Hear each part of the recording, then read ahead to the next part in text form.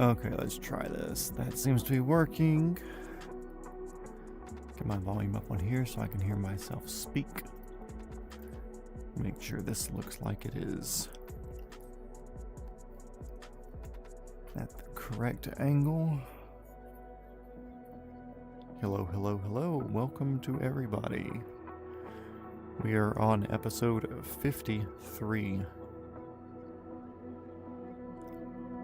Looks like the zoom levels and everything work good, so off we go. Let's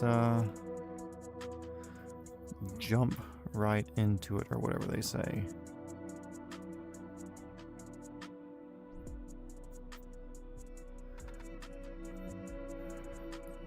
Let's see, we're going to do 222 today, because we started much later. I was wanting to start at 7, but I've been fighting shit for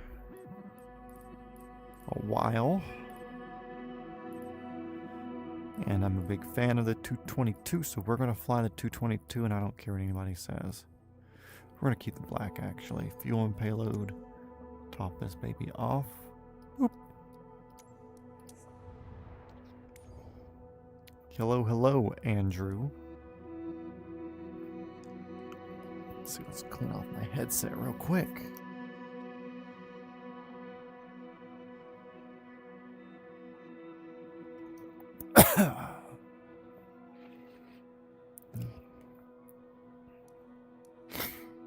Let's see, saving back. Let's get down to Singapore. We're going to Georgetown. And we'll just do set as arrival. Let me do weather first. I cleared it up for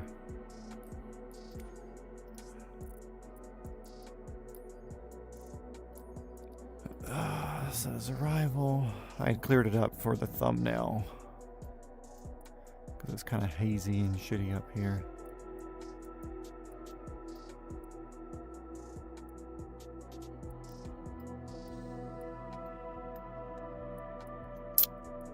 Sure, works for me. Let's go. If we need to divert off, we can divert off. No big deal.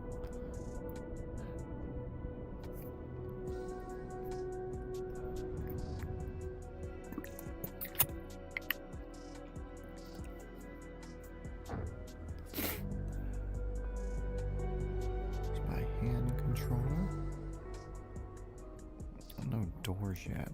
That's weird. We can throw those on real quick once we hop in. I believe we can. There we go. Cool. That's good. Let's see. We need to be a little bit taller and a little bit more forward. Get rid of that. Okay, throttle's down, everything's on. First thing first, battery on. We need fuel valves on. Fuel prime.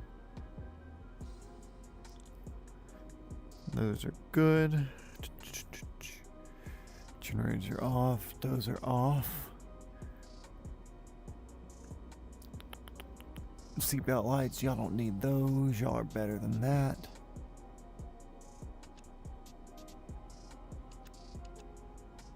There we go. Cool. Gonna need my mouse. Scott, what up? It's Scott. We're starting engine 2 today.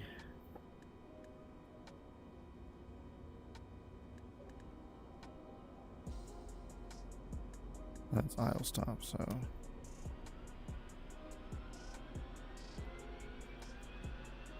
Sean Boleyn. You gotta rack up points to stay number 1. Hello, Tom. And we got Tom, Sean Boleyn, and Andrew in here. What a day.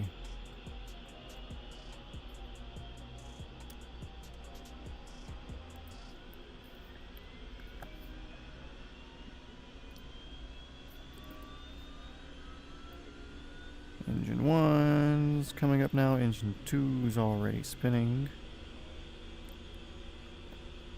Let the GPS start kicking in. Engine 1's getting up into generator territory. Sick. Inverters on. Pitot heat.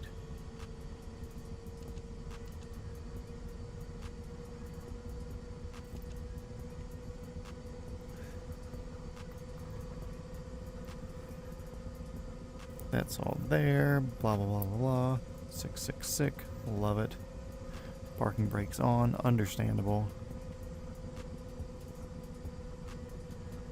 The whole gang back together.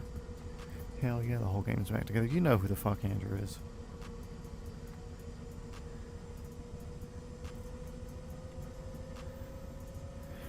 You're giving me a master caution, but I don't think you know what that means. So we're just going to get rid of you.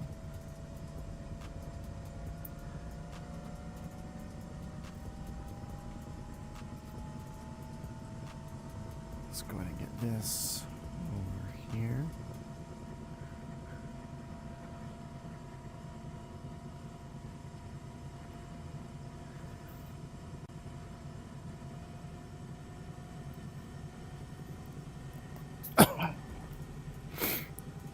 Bruh.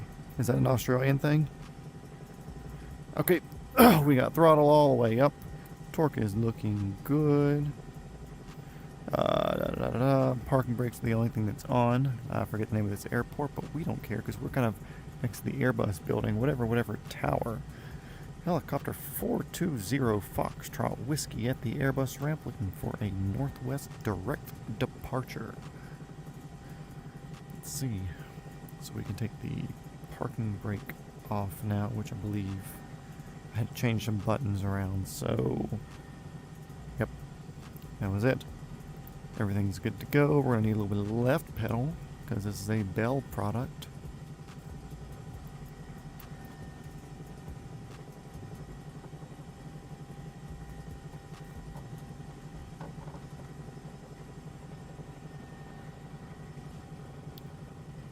Clear to the right, clear to the left.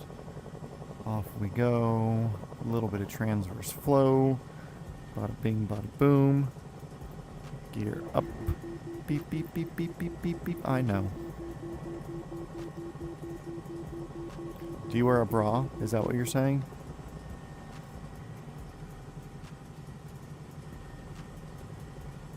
Yeah, is bra like the thing that the women wear on their chest? I mean, that would make sense. 9 people in here. What's going on, 9 people? If you're a usual, hello. If you're soon to be a usual, then also hello. So a handful of people watched the last stream that we did, which was me rewatching the footage of my first solo.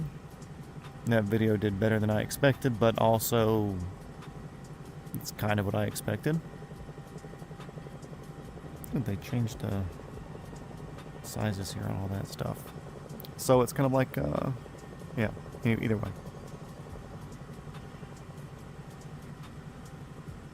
If we flew through rings like Sonic, we can fly in between towers. I don't think there's any aviation rules here in Singapore. I mean, look at just how absolutely fucking horrid their pollution is.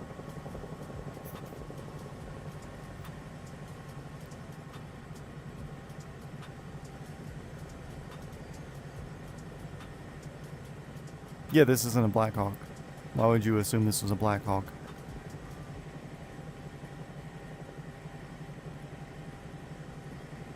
Clickbait. None of my videos have ever put forward the assumption that we're flying the aircraft that's in the thumbnail. So if I did use a Black Hawk, it would actually be clickbait. Yes, I do have multiplayer on. If you give me a second, I'll let you know what server. Typically, it's East USA server. I haven't been updating that in my thing here recently. Let me get a little bit of altitude. Settings, I think. Yeah. Online, East USA with a 56 millisecond ping. So if you want to hop on, I'm flying northwest out of Singapore right now. But I'm not going to really be slowing down for anybody, so that's just me. When did I imply Blackhawk?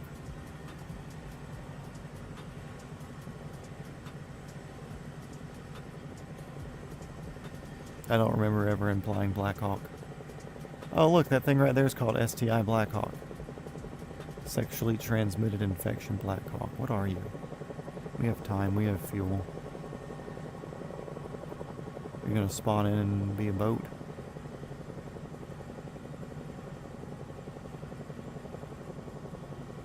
It's gonna pop up at like the last second.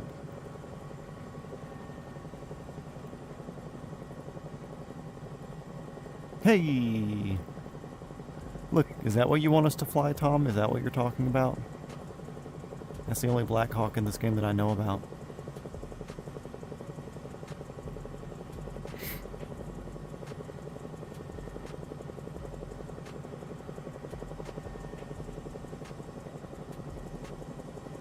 I turn my head sideways, does it feel more realistic? I don't know.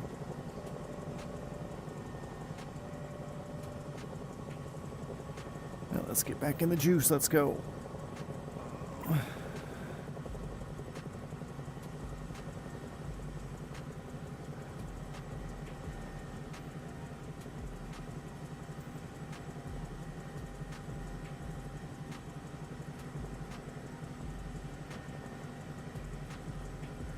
See how high we can get that. How do I play on VR? I assume the same way people would play in normal. Honestly, it was like a multi-day process of me getting VR set up. I'm horribly inept when it comes to technology. And when I say that, I mean computer stuff. Like, I have to Google almost everything that everything does. I did try the virtual machine thing for a while, but that didn't work. It was annoying. Or like the thing where I had to like go into the... Because I'm using a MetaQuest 3. So like the thing where I had to... a little racetrack or something down there, that's cool. Or like that little, where like you go into a room and then you pick your game from your VR world that you're in. Like, nothing really worked right. Yeah, I'm definitely a boomer when it comes to it. But all I know is I have somehow gotten it to work. I could not tell you the stats. I literally tried everything, and this just seems to be the most normal thing. But when I'm in my Meta Quest, like I just put it on, I can link it to the PC via Wi-Fi. I would do wired, but the wire does not carry enough power to keep the headset charged for more than 3 hours, which some of our legs are. So I run my thing plugged directly into the wall, then I run Wi-Fi, and I have my own separate Wi-Fi router that's off the computer that is strictly for the headset called Prism XR. AARP is calling for sure. Dude, I wish I was getting close to retirement. Yeah, you really should be studying if you're going for CPL to get that doing its thing.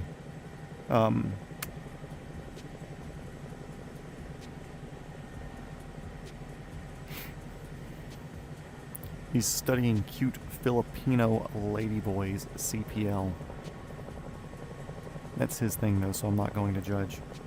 But yeah, as far as like how I do the VR, I honestly could not tell you on the setup of it. I feel like I definitely got lucky more than I knew what I was doing when I was figuring it out.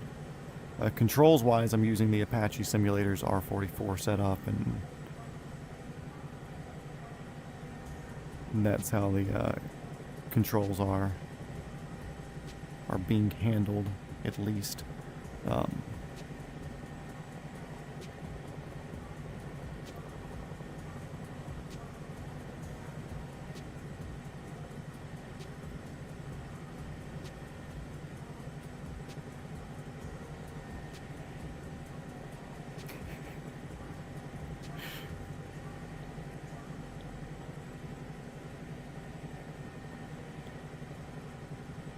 Yeah, exactly. I'm not going to judge him for being into cute or cuddling Filipino. I can't remember which one it was.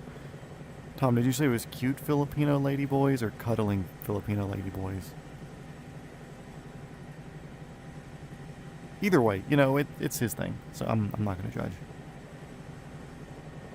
And with him being in Australia, you know, they're kind of close down there. It's kind of impractical for me to study that, so I'm not even going to try.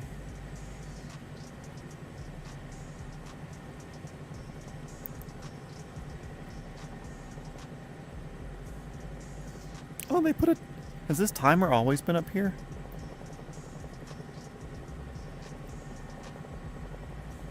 Or is that a recording thing?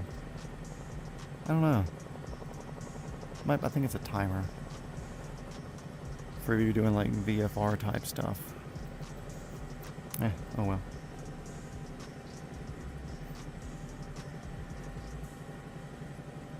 Yes, I'm in Singapore heading northwest out of it. So currently I'm about to be over, really like right now, W Whiskey Mike Kilo Juliet. That's literally this airport that's underneath me right now, which is Sultan Ismail.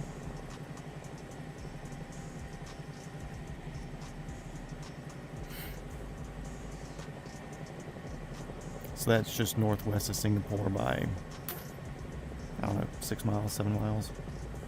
Next one I'll be going over is Whiskey Mike Alpha Papa.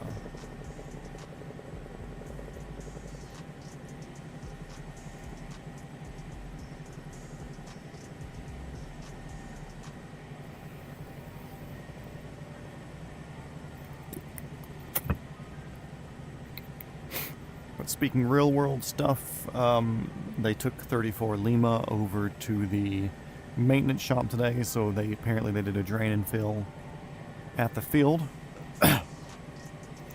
Did their hover check, said okay, cool, good enough to take it over here, and now it's over at the maintenance hangar.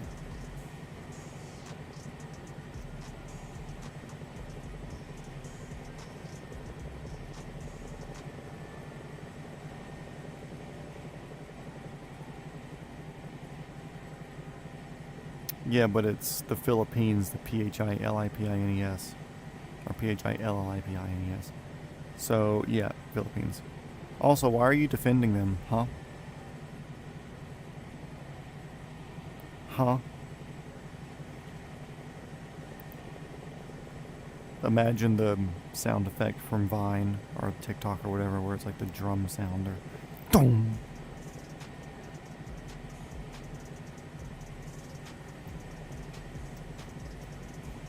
We're going to keep throwing some altitude at this because it looks like we have a little bit of a cloud system up ahead of us.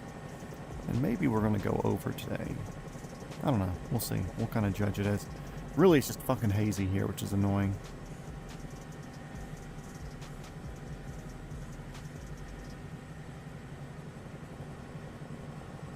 Tom made his line in the sand. You will not say that they're Filipino with a PH. You're behind me? I'll do a circle real quick, see if I can see ya.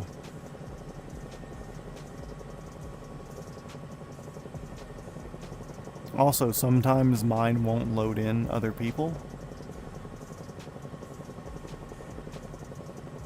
So, potentially I won't see you on my map for like 5-10 minutes.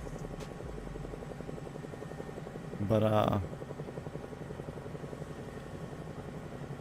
yeah, we're heading up to Georgetown, so just really northwest from our current location. Don't see you now, but for some reason you will pop up eventually. It's just something that it does. Oh, the P's for penetrating.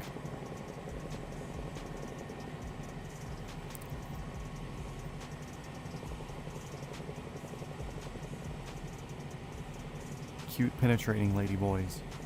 Okay, cool, dude. Like I said, that's what you're into, you know. We'll try to keep the stream PG as possible.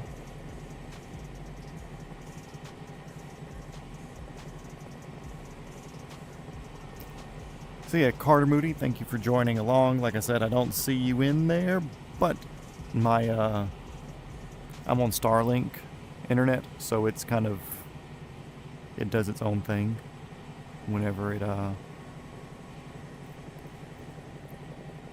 it's live. Sometimes it works, sometimes it doesn't, but either way, you're here in spirit until you're actually here, and then you're actually here. But we're going to be quick cruising here, that's why we're in the 222 today.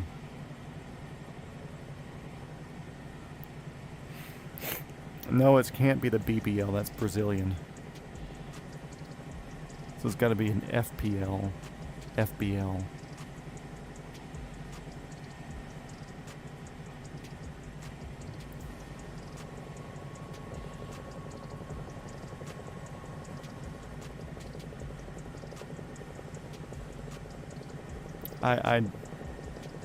What do I possess that's a PPL?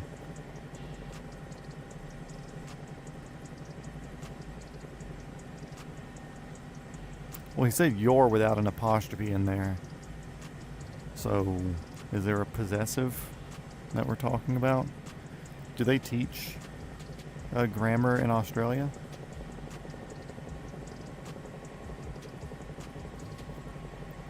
Peeping private's license. Hell yeah. That's what I want. Whip that sucker out. Let me peep those privates, homie.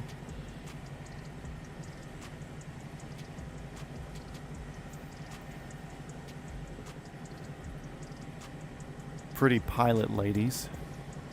A rare occurrence.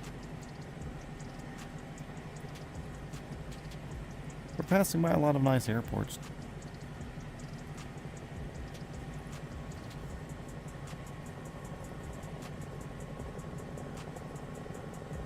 Direct to 289 nautical miles. Wild. Who even makes a planet this big?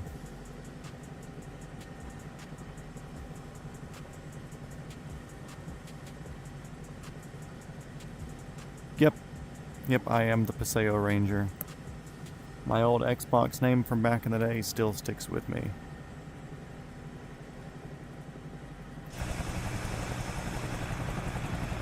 That's it. Still don't see you, but you're here, so you're here. It's just something that's up with my, like I said, it's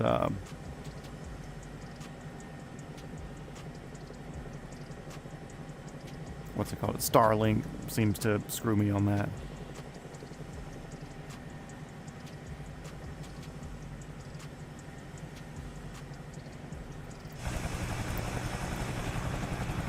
There's somebody over there, but I don't see anything. Weird. That's what I get for getting out of the fucking view back into. We can't lose time on something silly like that. Yeah, they gotta be way up there. Anyways, what's our heading that we need to be at? 317? Cool.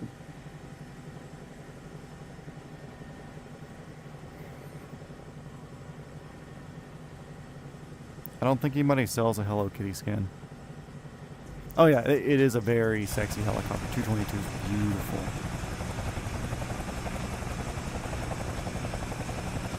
Damn, son. Okay, anyways.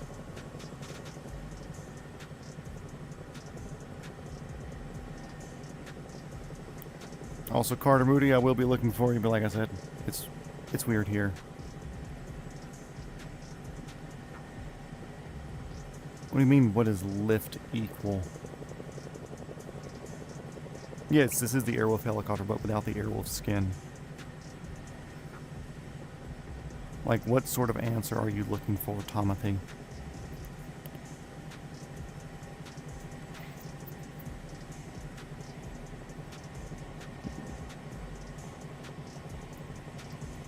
I would buy a 222. I would 100% buy a 222 if I had the money. The money and the ability to keep up with it.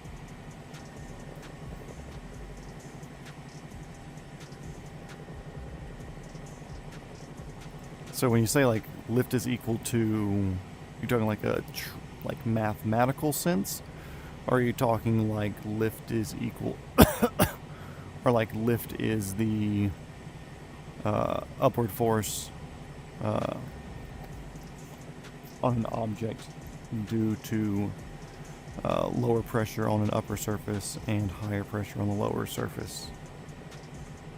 The formula for lift, couldn't tell you.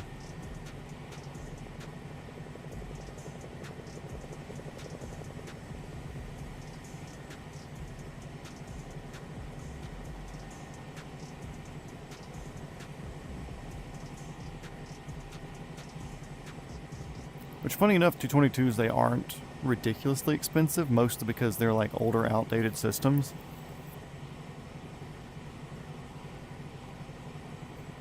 Apparently there's a Black Hawk in Noonan right now. Is that from the same people that Sean said was going to be doing things or whatever there? Hey, no worry. 25 minutes ain't nothing. It's 280 miles left today, so you've got a bit of time.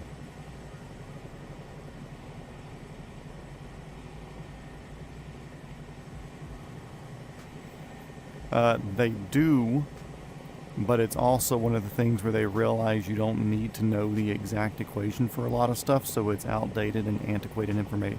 Not outdated information, it's just obscure information that's unnecessary.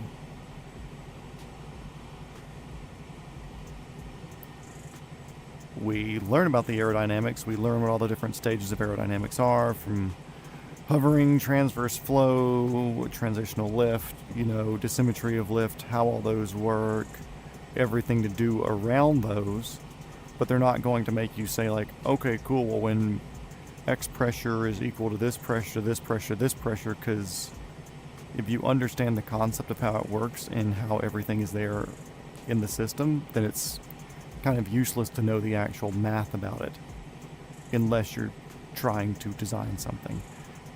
Does our CPL process go to that? Maybe. Don't know. Not doing it yet.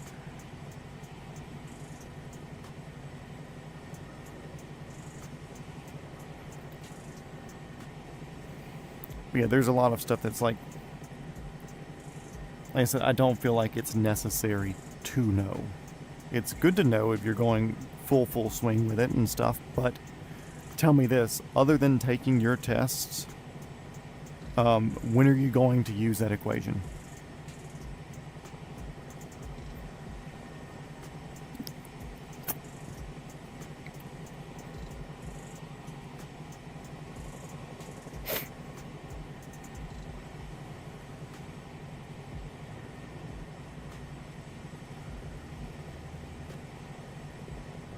Because I personally don't see a point at any point when you're going to use that equation.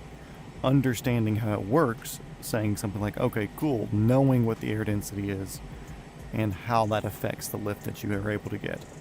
How the angle of attack affects the relationship between everything. How the velocity and all that works with the relative wind coming into your angle of, or the relative wind going into whatever your chord angle is, giving you your angle of attack. It's good to know how all of that works, because once you understand the systems, you can understand how the helicopter works. But I don't think it's necessary to know all of that stuff, because you're never going to use it outside of your test, unless you're getting into design or some function and stuff. No, that's advanced parts of theory. That's not basic parts of theory. I don't even want to say advanced. There's more advanced ways, obviously, because you talk about blade twists, you talk about a whole bunch of different other stuff, like different designs in the blades. Like when you look at let's just say the Black Hawk blades, for instance, how they have the angles, or the H160 blades, how they have the little angles and stuff into it. Yeah, there's a whole bunch more that's way more advanced than what you're talking about, obviously. But knowing the equation and being able to solve for all of that, I don't think makes anybody a better pilot than anybody else. Knowing about all that stuff, like I said, knowing that your airspeed affects your relative wind, which affects whatever your angle of attack is, even though your overall chord angle could be the same. Knowing how all of that works, because that helps you learn about getting into ETL and the efficiencies of the blade systems at different velocities and stuff. But I can't think of a scenario when you need the numbers.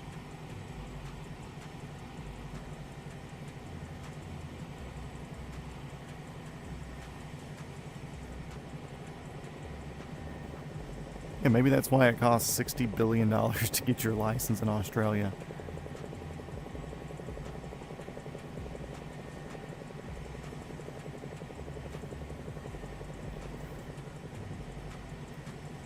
Yeah, so you need to know all that. Maybe I'll need to know it one day as well. I don't know. I'll ask Aiden next time I see him.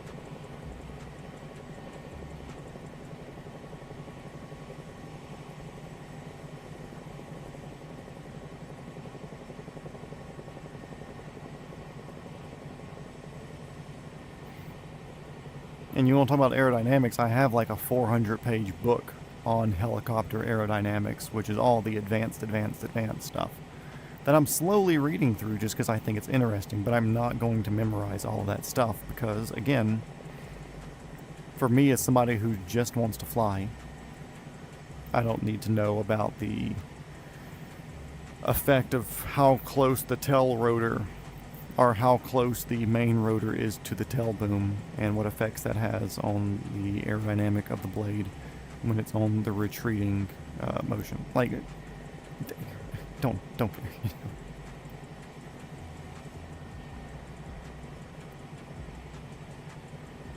And like, I doubt that's even going to be a thing in the big test when the time comes either. So.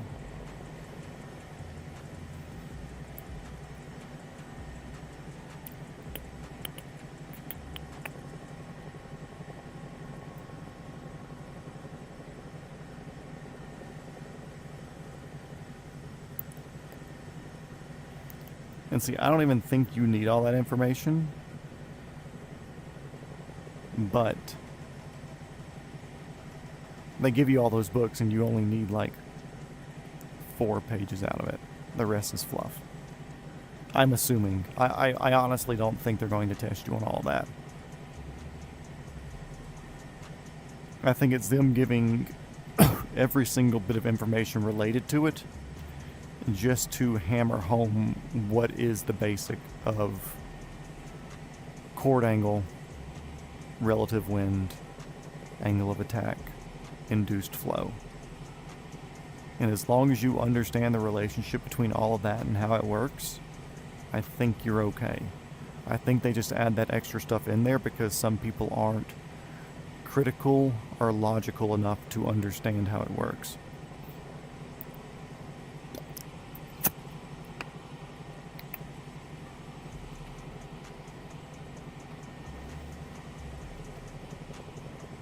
If they give you a test on every single bit of that, then the only people that are licensed to fly helicopters in Australia are so autistic they wouldn't be able to talk on the fucking on the radios.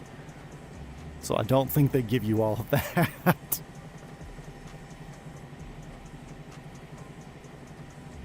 I'm gonna have to talk to my other Australian contact to confirm nor deny.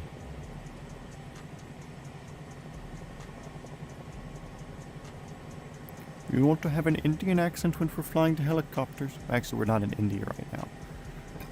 And we will actually never land in India. I plan on completely skipping the entire country. We're going to take off in whatever thing is on the northeast of it, and we're going to land at whatever the thing is on the northwest of it. We're not going to put skids or wheels on the ground in India in this entire series.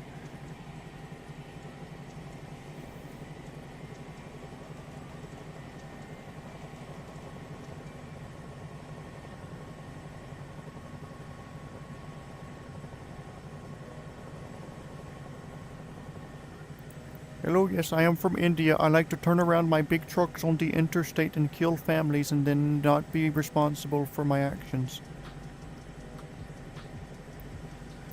Give me some cow shit. Was that better?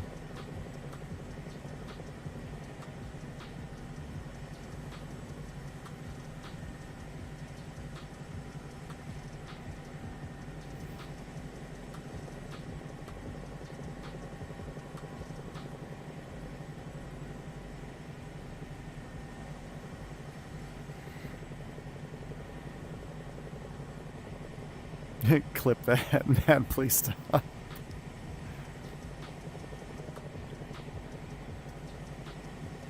Don't make me call my illegitimate god in here. Mr. Cow God.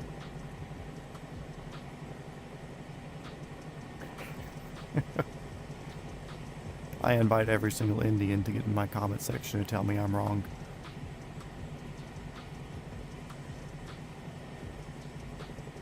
Matt, please stop. Matt, do it anyways. There's a fight at the Scott household.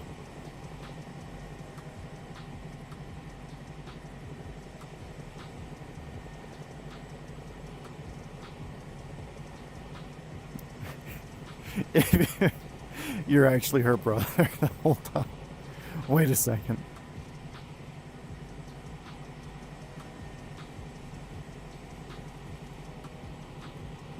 Nah, rude doesn't matter. Y'all didn't sign up for a racism-free stream.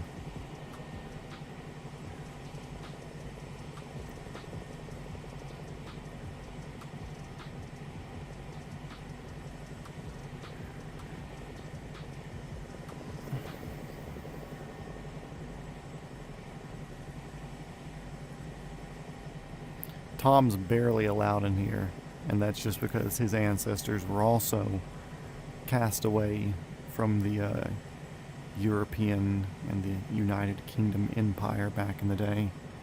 Except they were prisoners, we just went away because we wanted to.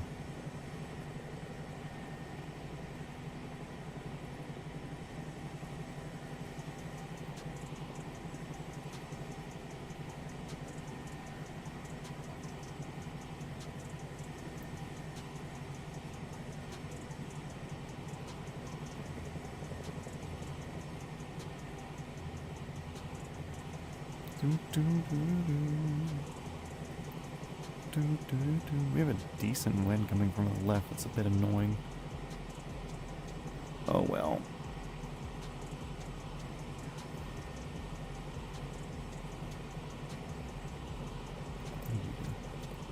Nothing.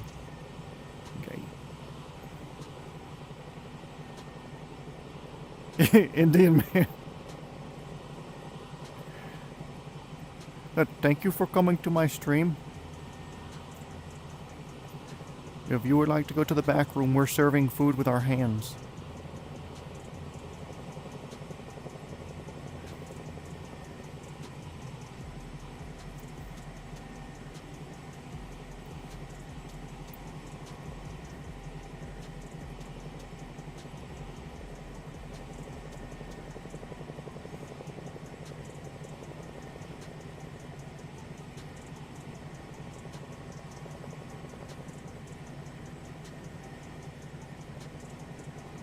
That is a slur in my country.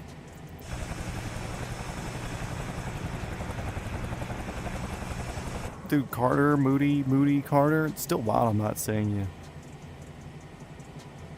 Like I said, I mean, I'm set up for live and everything. It's just... Let's see.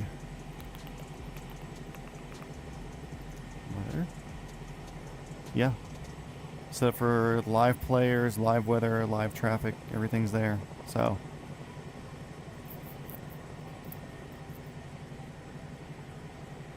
it's an A400. A bit overkill, huh? Hey, but they could probably fly at 150 knots, which is what I'm doing. Why skip India? Because I really don't want to have any shit on my helicopter.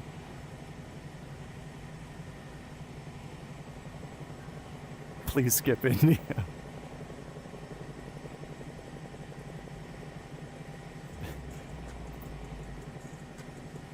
Oh no, I didn't forget any boxes. We are live.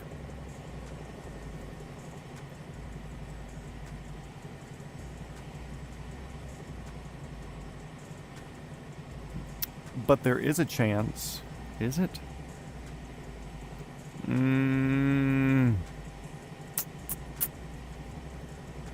I can't do it while flying.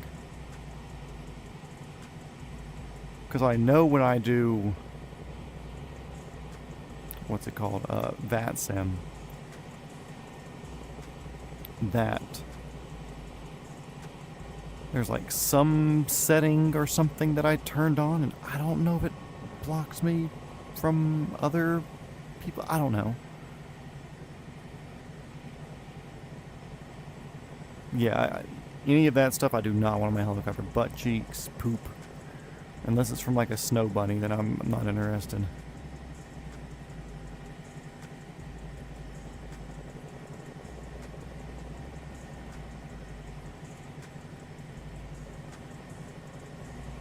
Yeah, we're going to fly over, but I'm going to keep altitude as we go over. We're going to be on the very, very north side,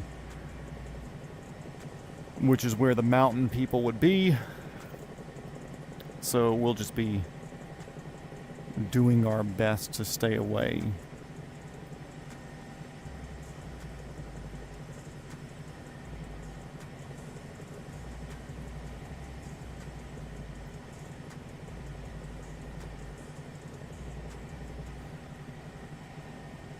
How do you misspell his name when he's right there?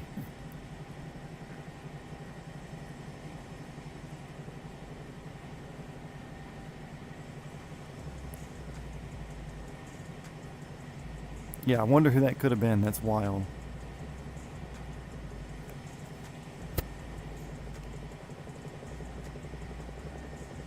No, it definitely wasn't the War of the Alts again.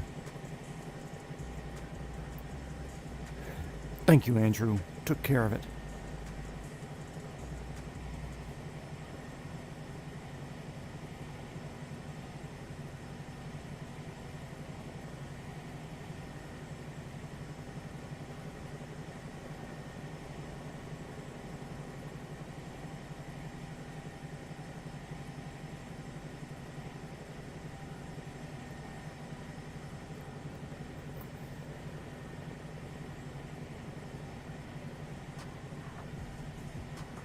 Oh no, he's back.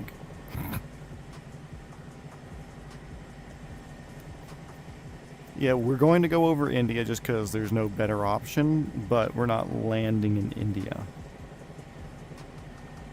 And what I'm going to do, I'm going to paint the helicopter. I think we have a gold helicopter somewhere.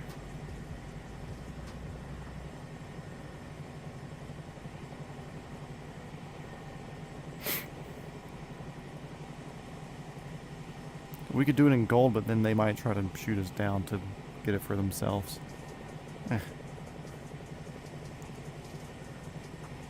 Geopolitics is so weird. Pretty sure it's Tom. He's probably the closest person in the stream to India.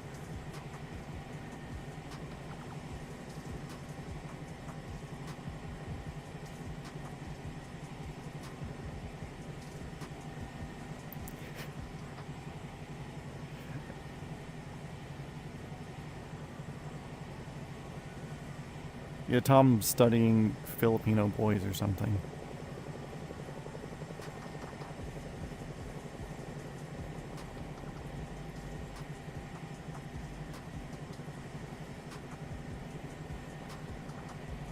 But hey, there's websites for that too, so you know.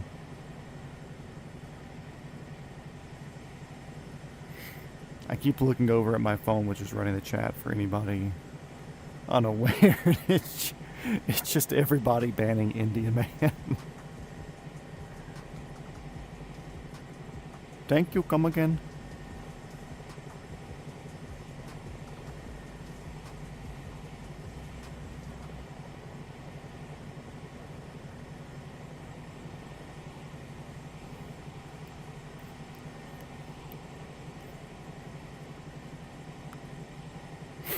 $86,000 seconds is a long time. It's at least 25 minutes. At minimum. Probably more.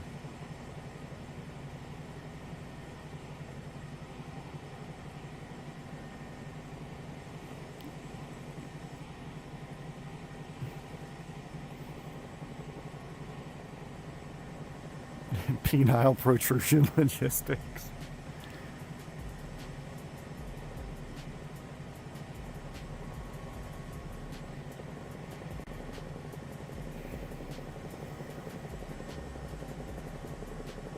Crosswind's a bit annoying, but We have to keep going if we want to make it around the world before 2025 is over.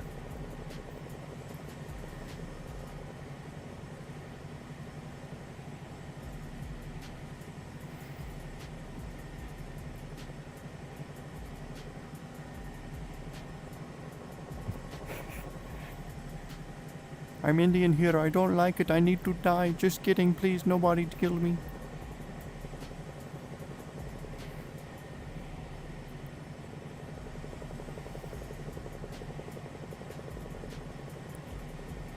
Hello from Albuquerque. You got framed. Robin, welcome to the stream. Yeah, we all don't care for them whatsoever. This is an acceptable outlet to stream any sort of hate towards that group as long as it doesn't get the chat banned for any reason. If it's something that can get the stream in trouble and therefore hurt the channel, but if we just want to casually talk shit about how much they like to eat shit, then more than welcome. Robin, you showed up at a good time.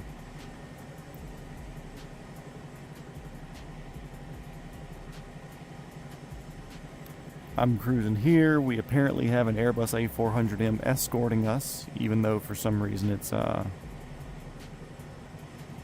showing up on my screen. Oh, also, Moody Carter Moody. I do have a Discord. I think it's on my YouTube About page.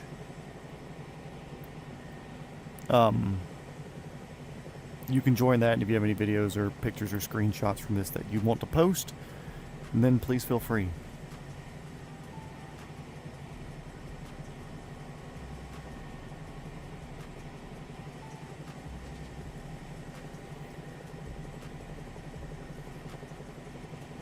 Yeah, I don't think I've ever seen Tom and Indian Man in the same room. I mean, that's all the evidence that I need, honestly.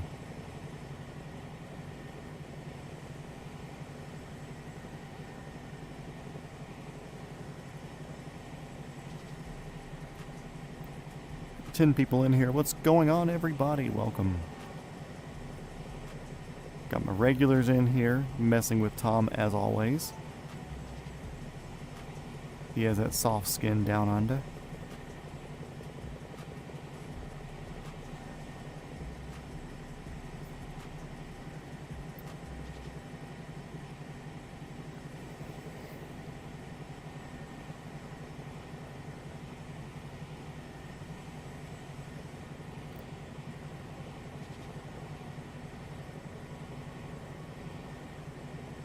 Doesn't look like it gets any more mountains up ahead. It's just kind of those hills up there. A little something to fly over.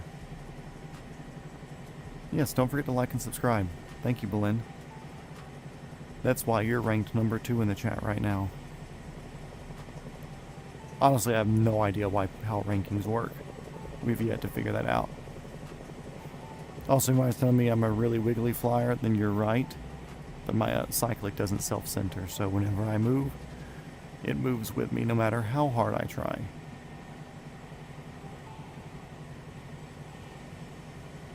Yeah, smash the bell. Smack that bell. Turn on notifications, because the algorithm hides me, or something. But good reason to be subscribed if somebody isn't. There's more real helicopter content coming up. So that's cool. Like I said, just out of respect for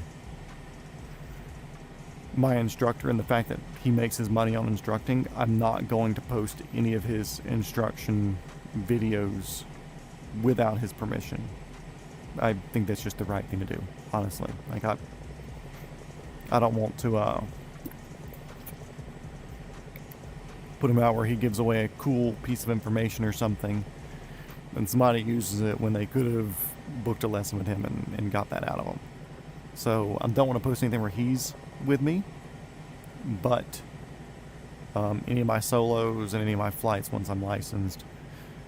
I'll be trying to post those and doing cool stuff you can imagine Matty LP, but 6'2" with a little bit deeper voice. But Matt's cool. Matt Lombard, cool guy. I've talked to him a good bit.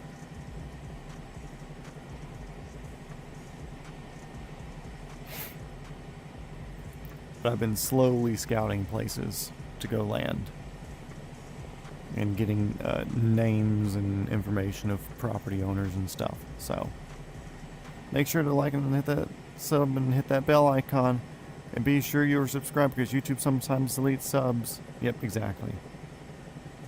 Like I'm a gun channel. Also, should I do gun content? Transplants been already said.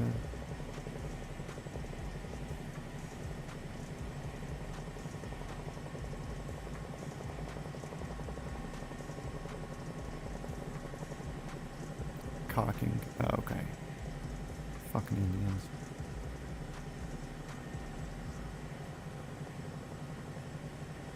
Yeah, that's like I said, it's, I don't know if it's a Starlink thing, but I mean, my,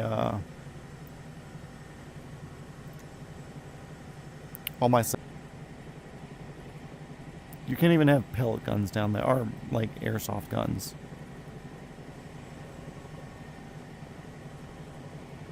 America, fuck yeah, I'll have to say the motherfucking day. That's a copyright strike. Gotta be careful with that.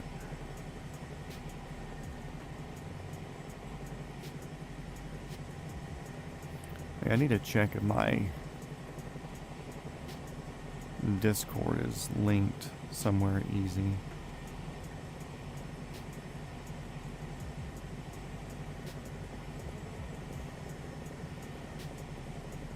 Yeah, on my YouTube channel itself, if you go to the About section, there's a Discord. So if you have any cool pictures or screenshots or whatever from the flight, Mr. Carter Moody, feel free to join and post those if you want to. And we just yap about planes and other shit there as well, so.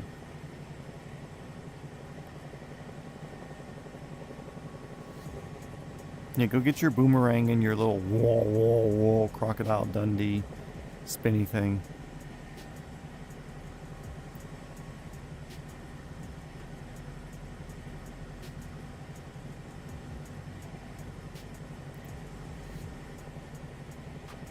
I will say there's like an Australian Tank Museum YouTube channel that is very good. Holy crap, it's good. That's where they go through and like rebuild old tanks and stuff, and it's wild to see the effort that they go through to do little things.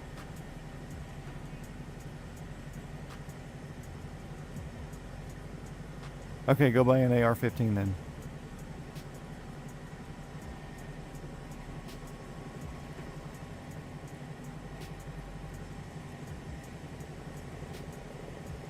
Y'all are allowed like 3 firearms, and you have to have a certain reason for owning it, and you're not allowed to transport them or have them in like an unlocked or unsecured way, even when you're transporting it. And you have to have like a letter from the police that says you're transporting it somewhere.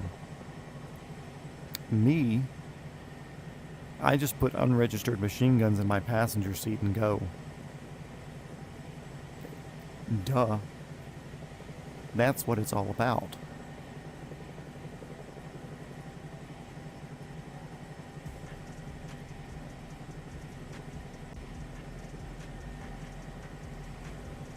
Oh, there you are, Mr. Moody. You're here. Retrack 0119. You just popped in for me.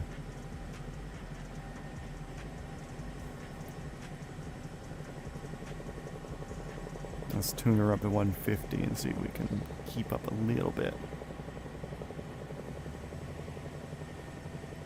Yeah, like I said, you'd pop in eventually. It's just a matter of it fucking popping in.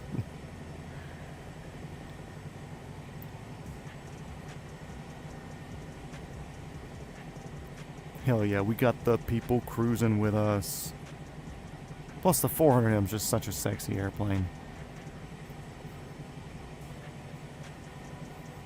I've said it before and I'll say it again. I've got a thing for high-wing turboprops with thick bodies. And boy, does that fit that exactly.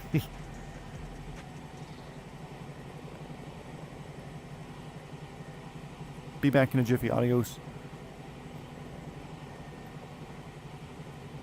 Did it say altitude was 8,600?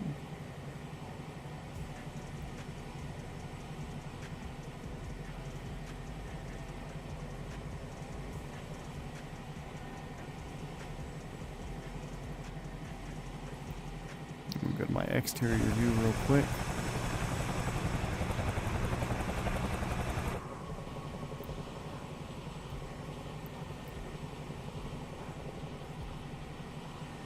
Okay, I'm going to be maintaining about 150 on a 317 heading.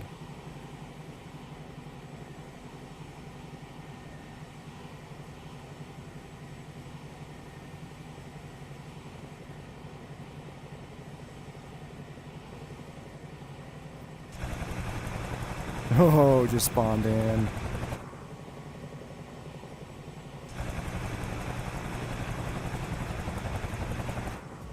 Coming up underneath. Yo. Let's go.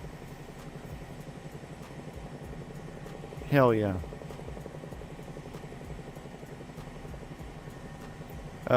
Yes, you can join. You have to have Microsoft Flight Sim 2024. I am in the East USA, I believe 56 millisecond ping, if that matters as far as servers.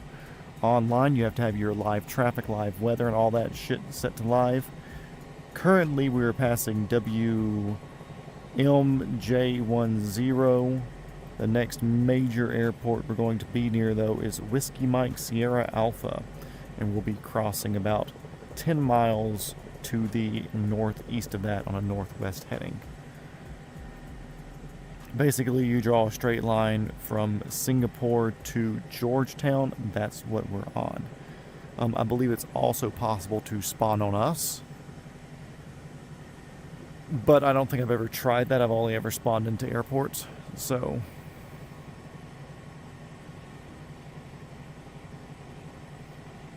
we will do 2020 sessions here and there for like shenanigan things where it's not part of the Around the World series. But I have played 2020 with friends before, whether they're on Xbox or PC.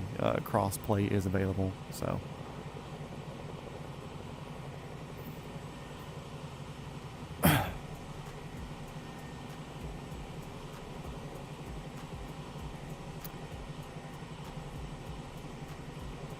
Damn, that was like fighter plane rate of roll rates there. Oh. Now it says F-18S. Weird. Alright, I just like the ICAA code. The international code.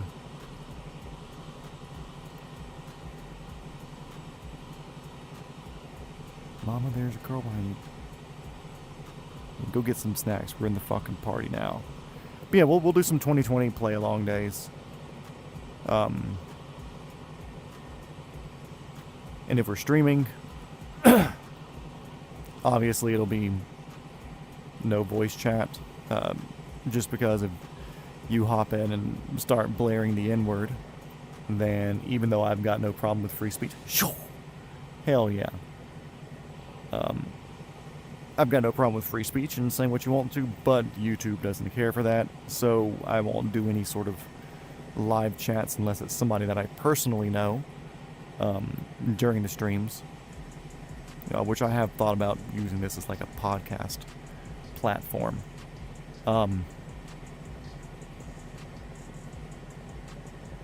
But if you join the Discord, we can start organizing play-along days or like group sessions, whether it's here in 2024 or 2020 or something, and we can go pick a place and go explore, fly around, and or try to do like the closest pass to some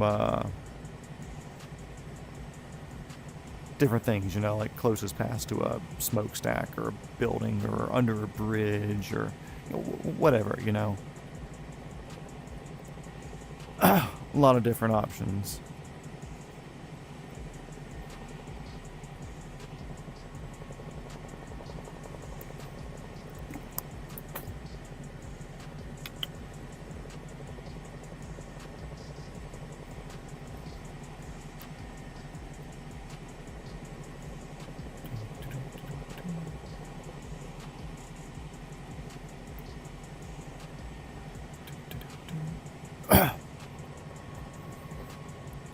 a U-Tour weekend collab. Yep, it's always possible too.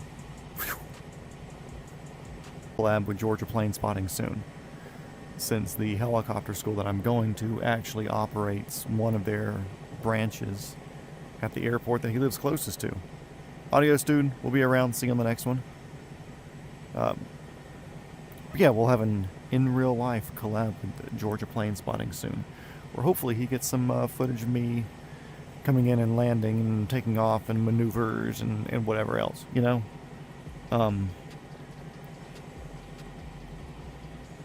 Always possible. And hopefully I'll be able to give him a ride eventually as well. We'll see. It all depends on timing and what I'm doing and where I'm at. Yep, Bed's calling Sean's name. Okay, if you be back, I'll still definitely be here. We have 187 miles left at 150 knots. We got like an hour and a half left until we hit our destination. With that said, too, I'm probably not going to be doing too much afterwards, if anything. I do have work tomorrow, but I don't think work's going to start until like 1 or 2 o'clock. So, I will be able to sleep in, but I still don't want to be up too late. I want to be able to shower, have a snack, go to bed, and do all of the normal things people do. Then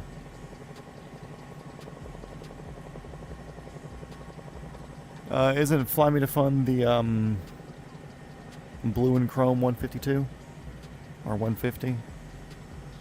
Itty bitty Cessna people.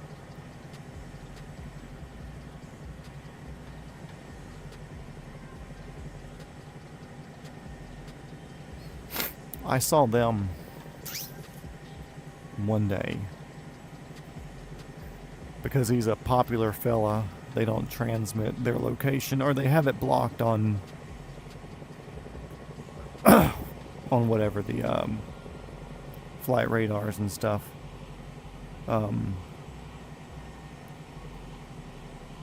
Favorite plane in the game? My favorite realistically attainable plane in the game is the Pilatus PC-12. Just because I think they're fucking workhorses. The PC-24 is also cool, but the PC-12 does... I'm a very logical, like, realistic-y thinking person. So PC-24 is sick, obviously higher, faster, longer. But I don't really have the need for a lot of that. The PC-12 fills so much more of a role in a way that I could use it in my life. So PC-12, sick, obviously.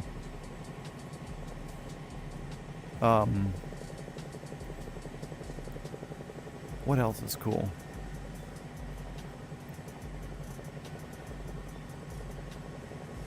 But yeah, I saw him come into a PDK one time when I was eating at the restaurant there. That's what I'm gonna say. You're back, I'm stupid. No worries. So PC-12's cool. What other planes are neat here? I haven't really fucked with too many of the planes. Like, PC-12 is just cool because of what it is. Planes in general. The Beechcraft.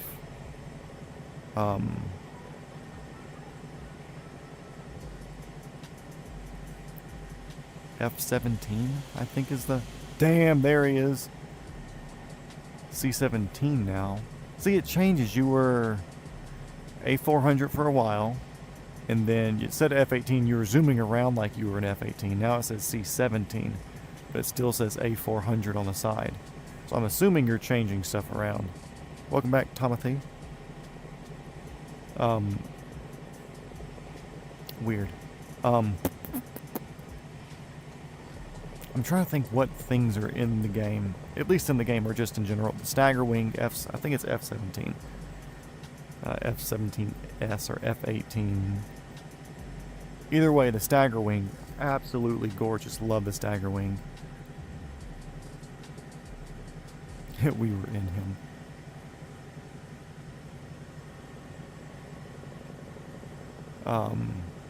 I'm assuming I'm probably going to see your thing change.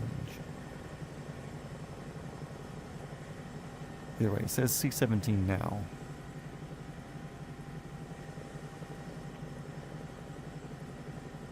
The F-117's the stealth plane, right? That's the fucking triangular, crazy stealth Night Hawk, Stealth Hawk, whatever the fuck they call it.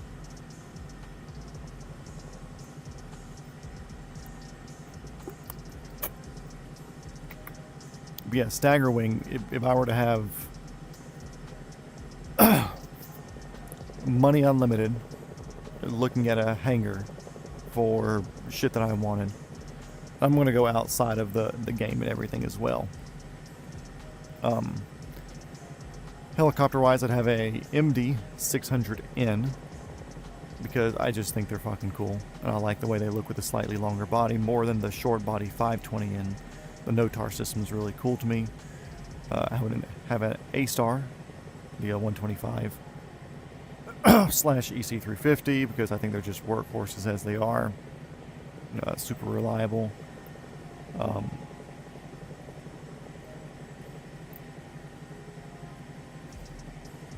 I've got a thing for the Bell 407s. I like the way they sound. I like the way they're still like relatively basic looking, but just super well sorted. And for something bigger, probably like a 169 Leonardo or Augusta Westland or something. There I could put a few friends in there and haul a little bit of weight.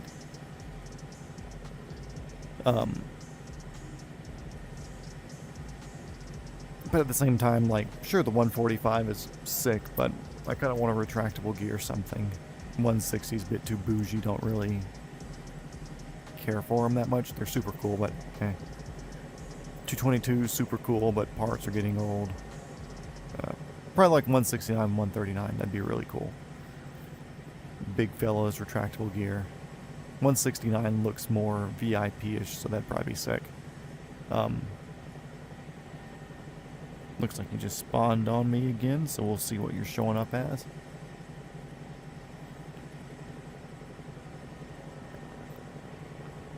AT-8T, is that the air tractor? AT-8T. Alpha Tango 8 Tango. It's weird because it's still showing up as a big fucking airplane. Thank you, Starlink. The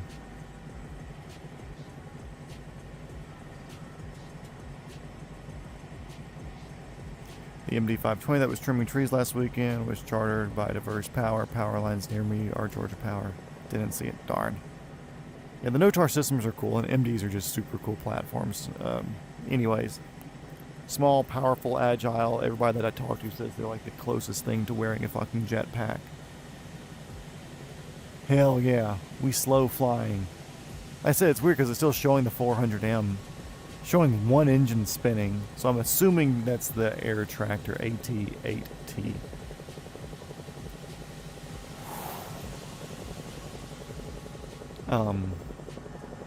But yeah, helicopter-wise, that would complete the hangar, in my opinion.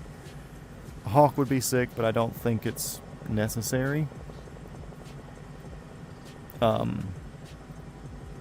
Just a lot of work to pilot, blah, blah, blah, blah, blah, whatever. Airplane-wise, let's hit airplanes. Like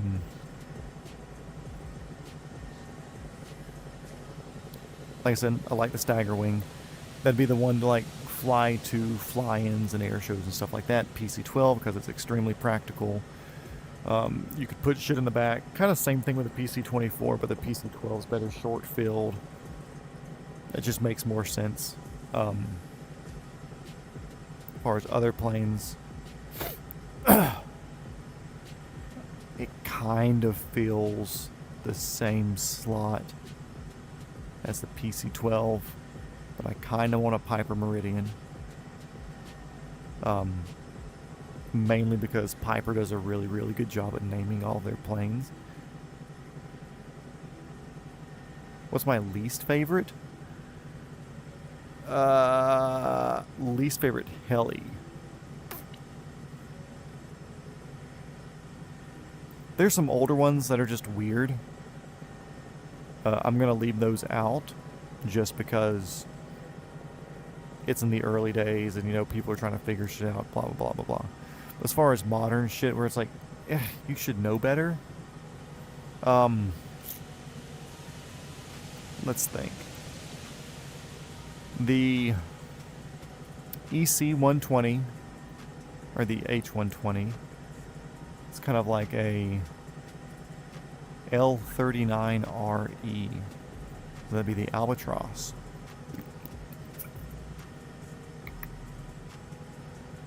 So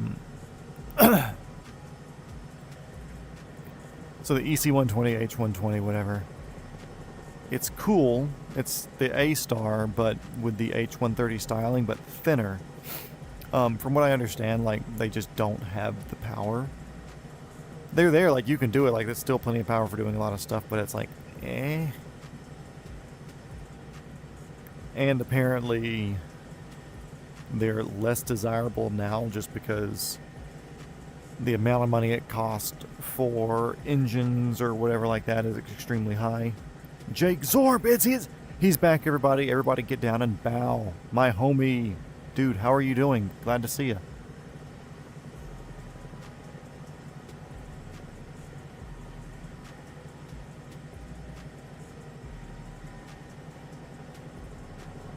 Well, who's flying the plane? Because whoever's flying, I like how you're flying. That's, up in the chat, if you look, that is, the Moody, Carter Moody.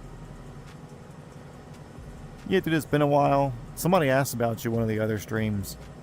I was like, dude, he's got life going on. He's got so much shit that he's doing right now.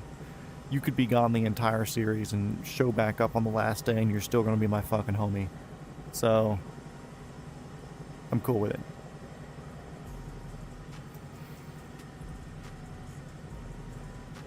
Yeah, Tom, he's Australian. That's about it.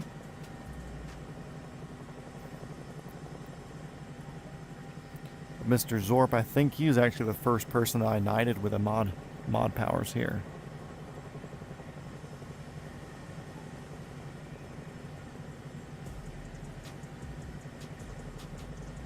Hell yeah, Carter Moody sub. What up?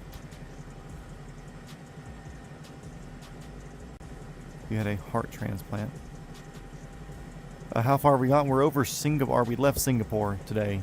We would have been further, but with Tom being Australian, he was basically watching every stream from, or basically every stream since we were in Alaska, like day 10 or day 7.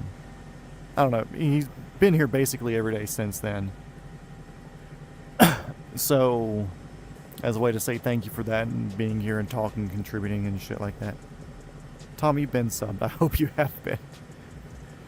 Okay, Carter Moody, we'll see you on the next one. We do this hopefully kind of more often, but life's gotten a bit busy for me, but we still have a lot of around the world to go. So, appreciate it, man. Have a good night. So, we would have been another 20 days ahead. I'm assuming probably in one of the Istans, Afghanistan, Pakistan, Iranistan, Dubaistan. Something like that. But we did like a 20-day detour to get down to and back out of Australia. We're now almost back to where we would have been. So we'd have to go back episodes and count or whatever. Yeah, dude, Mount St. Helens, that was still one of my favorite flights. Just because it was so unsettling being next to like that big of a mountain that's basically freestanding. Just felt weird. We had to find a fuel stop too because we were low on fuel after making that climb.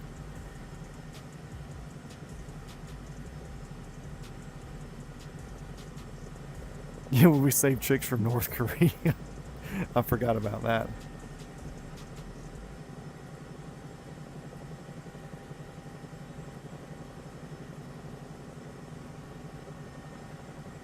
Dude, yeah, I talk to myself too. There's been days where there's less people in here. And I was like, cool, you know, like I set the around the world goal just because it'd be something to do.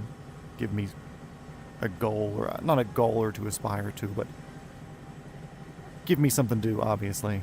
And some days it's late or just like a bad day of the week where people aren't going to be here, and I'm like, okay, cool, nobody's in the chat. I'm just going to sit here and be quiet.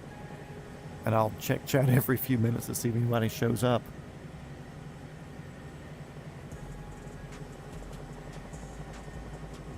But yeah, Mr. Zorp, he's missed all the cool news, even though I did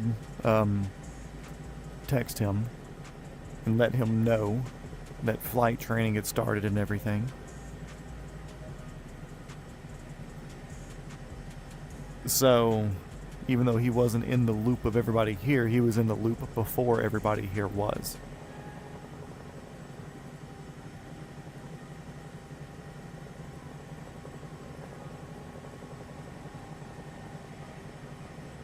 Oh yeah, dude, solo is fun. It's down for maintenance at the moment, so I'm not getting any hours right now. I'm assuming next week there should be more time. So, fingers crossed. I was hoping it was going to be a bit quicker, although that's still possible. But the DPE, the Designated Pilot Examiner, will be back in town, because he's from Tennessee. He kind of travels around, hits schools on different weekends or weekdays or whatever. I think September 13th. So if I can get another 15 hours before then, which is doable, it's just a matter of will the helicopter be able to be there for me. One of the other 22s is in Auburn, which is not where I'm at. The other 22 is in Columbus, which is not where I'm at. So it would be a matter of driving an extra hour and a half to go down there. And then my instructor wouldn't be there. It'd be one of the other instructors. No big deal. You know, it's nice to fly with other people. But it's just not worth it for me. It's not worth putting that extra drive in there to go do that. I'm in no hurry to get the hours in, because the DPE comes down every month and a half. If I really wanted to, I could wait until he was testing people somewhere else, and I can rent the instructor and the helicopter for the day, and we can fly up to wherever he's testing at. So it's not like I'm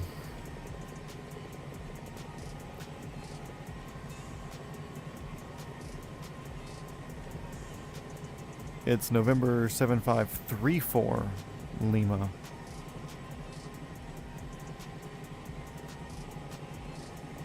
Oh yeah, like that's my commute. My commute on a normal day is like an hour and 15 to an hour 30 minutes, just depending on where we're filming at.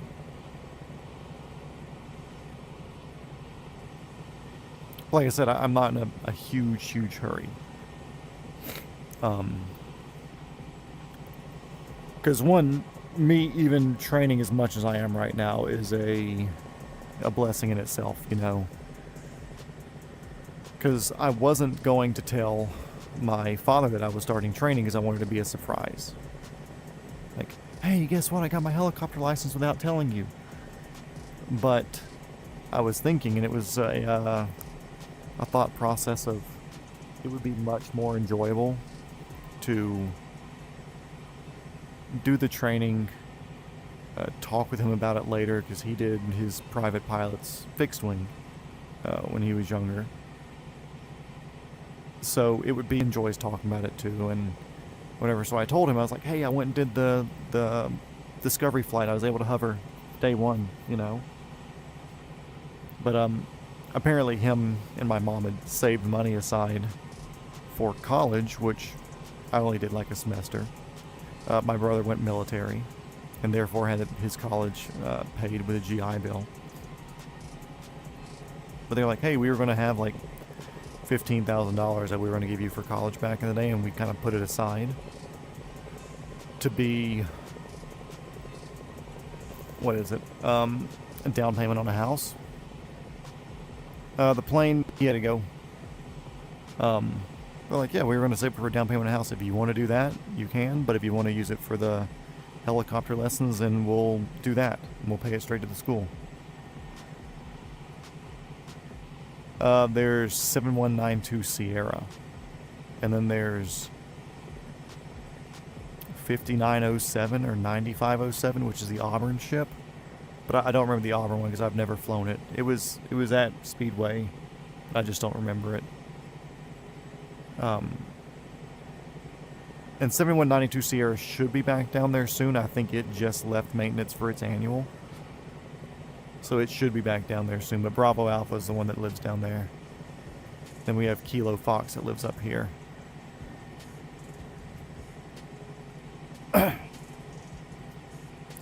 Yeah, so like it's already a blessing that I'm doing this now.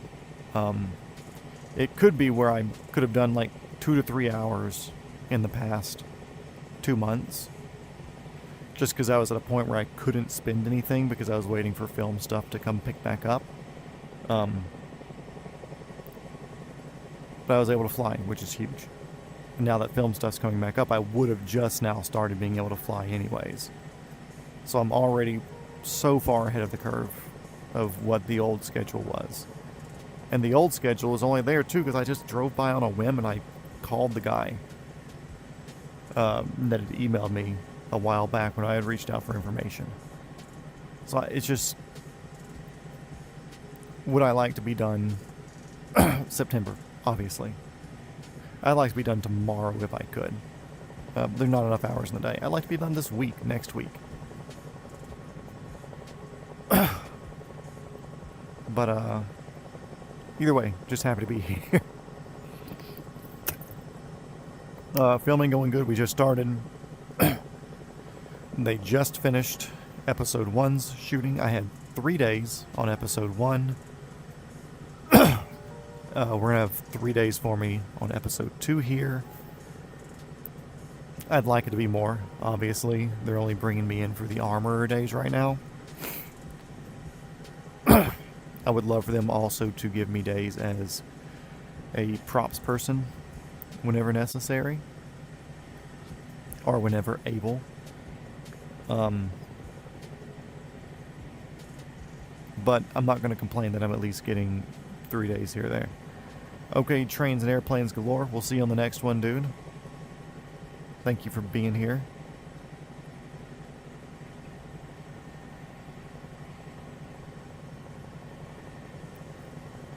And if you come back, you come back. If not, no big deal. But yeah, the VR really paid off. It was super nice to be able to effectively just jump into doing it, you know. We're going to direct here and do a fuel stop. Direct to recenter. 323 heading.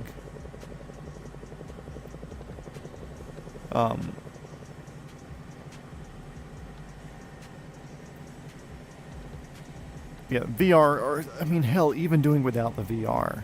The VR just makes it nice because it's that much more immersive and I'm able to, like, do approaches better. Before I was just looking at a laptop screen.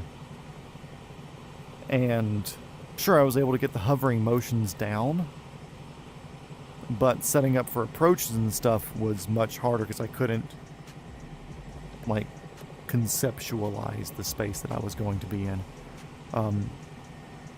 Which now I haven't really talked to you much since training. But weirdly enough, approaches are much harder than I expected. Because in your brain, you think, okay, cool, the helicopter's kind of like infinitely variable with how it comes in. Blah, blah, blah, blah, blah, whatever. You think it's going to descend much quicker than what it actually does. And you really have to commit to being down on the collective to get your downward motion. And kind of what it is, it's you're coming in on your approach. You come in and you set your angle down, and you set your angle by where you look through on the windshield. If you want to do a steep approach, you kind of put your landing point here in front of you. If you want to do a normal approach, you put it here. If you want to do a shallow approach, it's kind of straight in front of you.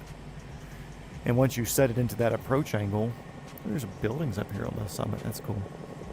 Once you set it into your approach, like, you try to maintain that spot, but then also as you're going down, you can't be getting to the ground on a steep approach doing 65, 70 knots.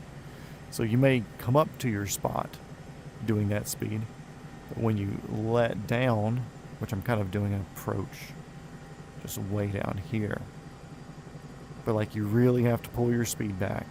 And as you're pulling your speed back, you're going to start descending quicker, so you have to slowly start bringing your power back in.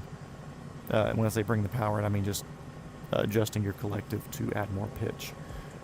You're not actually changing any power settings, you're just adding more pitch to the systems. Yeah, so it's a lot more of a balancing act than I expected. And with the exception, or comparing an approach to an auto rotation, if you do your initial setup into an auto rotation correctly, it's easier than an approach, which is wild to me. I was expecting to have to micromanage all the autos, where it's coming in and you're like slowly moving the collective up and down and blah blah blah blah blah, and like really trying to manage everything. No, it's literally you lower the collective, a little bit of right pedal, a little bit back on the cyclic, and not, I mean, so like the inputs are so little as far as the cyclic. Really, your bigger input is the collective has to go all the way down, obviously. So there's a bit of right pedal you gotta stick in, but your aft cyclic is super minimal, and throttle off. And then if you hit everything at the right speed, it just cruises. It floats down. And like, you don't have to do anything. My first couple of autos that I did, they were, I don't want to say bumpy, sketchy, not sketchy, but in my mind, I was attempting to significantly over control what was happening, because I was expecting to have to go, oh man, the RPM's a little bit lower. Oop, the RPM's a little high, and change all my inputs and everything. When in reality, it's once you hit it and you kind of establish your 65 knot forward airspeed and you're maintaining your rotor RPM, because your descent rate doesn't matter. Because you're managing your rotor RPM, not making sure you're not overspeeding or underspeeding. So your descent rate just kind of matters in the form of, okay, cool, I'm not overspeeding, or underspeeding. But I mean, there's so little that you do. It's almost like on the first one or two, I felt like I was kind of zoned out, which obviously there was some instructor intervening with it, like adding a little bit of pullback or a little bit of push forward to help keep optimal path and everything. But I felt kind of zoned out. It is a Tier 1-1. Tier 1-1. I think it's still registered under South Atlanta Helicopters, but that was the old Tier 1 name. So, yeah, so the first ones I kind of felt like I was zoned out, because like my hand wasn't doing anything. Like my left hand wasn't doing anything, and he was just kind of barely helping with the cyclic. But looking back at it, it was like, yeah, he was still helping me out with it or whatever, but I was basically there, because there's so little that you have to do. Versus on an approach, you have to hit your angle, and you're managing your glide slope, and you're getting it in. And as you're getting closer to the ground, you're also slowing down, but as you're slowing down with your forward airspeed, you have to make sure that you're managing your descent and everything as well, because when you get slow enough, you got to make sure you're not getting yourself into a VRS situation. And yeah, it's completely different. Approaches are way harder than autos. As long as you can set up your auto rotation with the correct entry and everything, you don't have to fucking touch it until you get to the ground.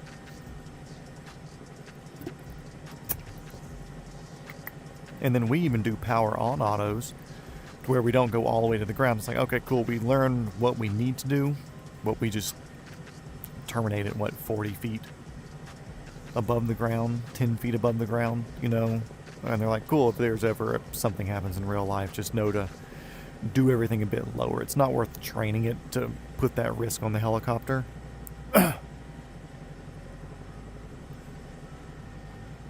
I need to do a discovery. Can't be that hard to fly. It's not. Hovering is hard. I'll say that. I'm jaded to it because I put in hundreds of hours before I did it.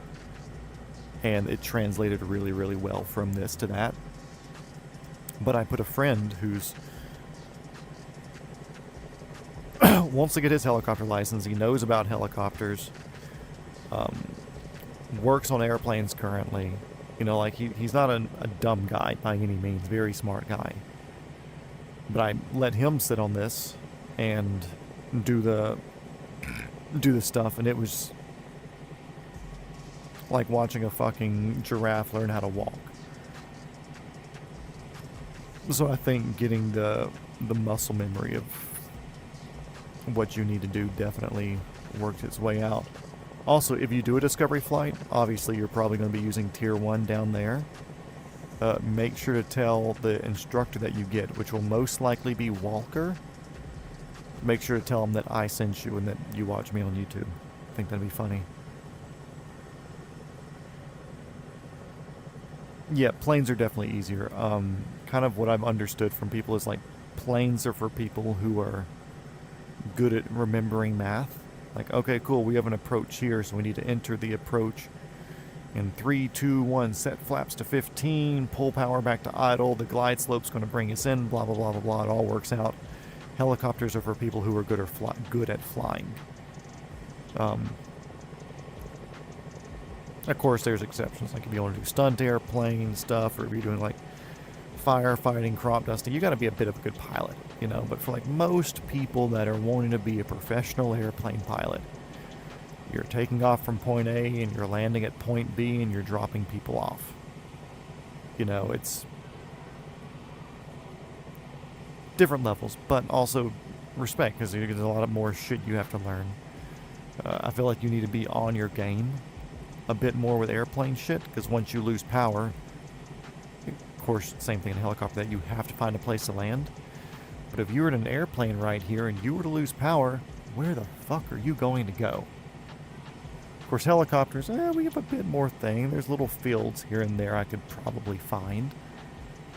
But an airplane, it's like, okay, cool, we have to enter our best glide configuration now, or else we're not going to make it to this place. Different levels to it.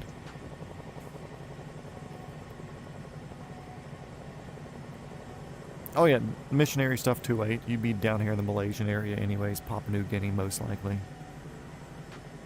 I'm sure there's some like Central American, South American shit as well. I just think almost strictly of missionary bush pilot. Is that his name? On YouTube? I think about his videos. And I think he's PNG.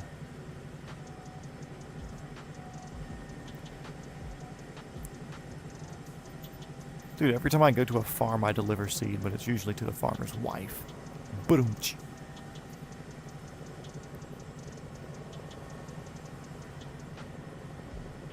I like that there's mountains here now, it's just not fucking fields.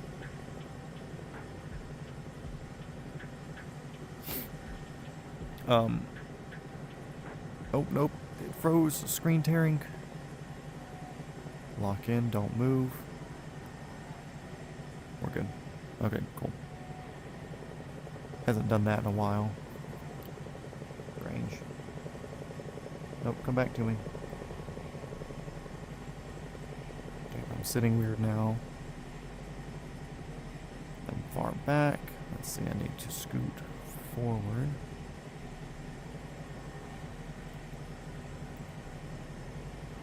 Okay, let's see. Scoot forward again.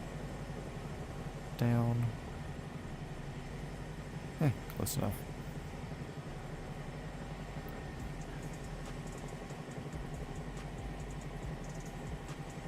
Yeah, so there's different aspects of it. And like, I think anybody that's smart to any sort of degree can understand that. Dude, it was so funny the other day. I don't know if it was in my first solo.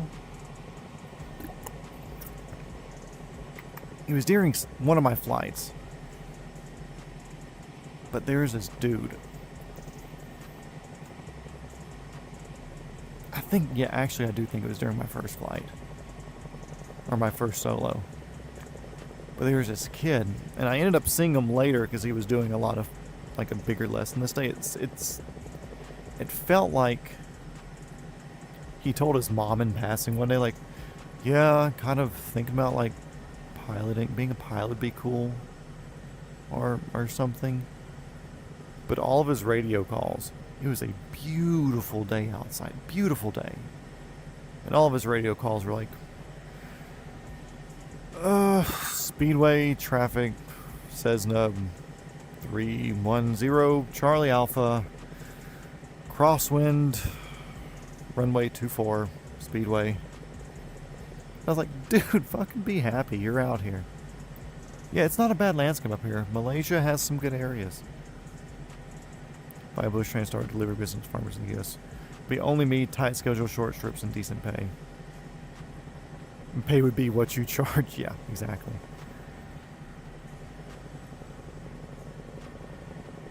Yeah, I'm looking forward to getting up into Thailand, which will be the end of the next episode. I'd like to get out into Thailand in the next episode, so it'll be a longer. Ooh, you upgraded your rifle? Nice. What's new? What's the new goodies on it?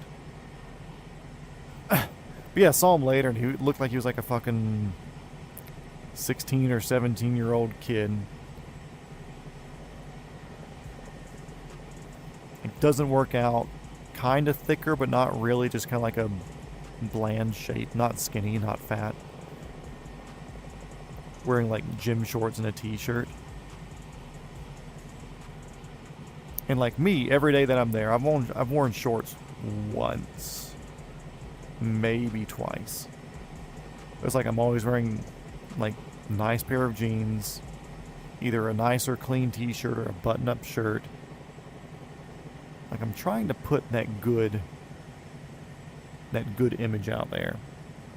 Because there's a million people that are flying airplanes. There's not a lot of people flying helicopters. So if I can be positively represented in my own style and hygiene and whatever else as I go into it, then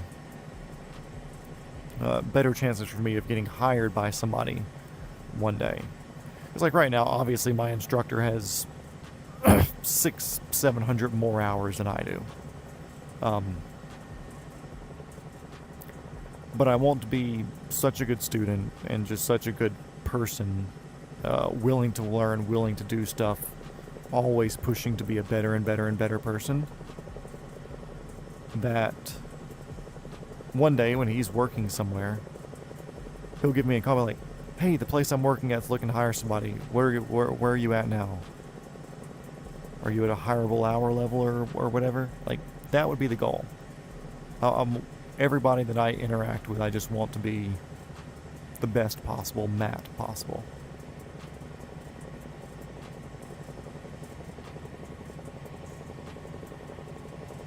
$32 miles until a gas stop, and then we'll have maybe 45 minutes until final.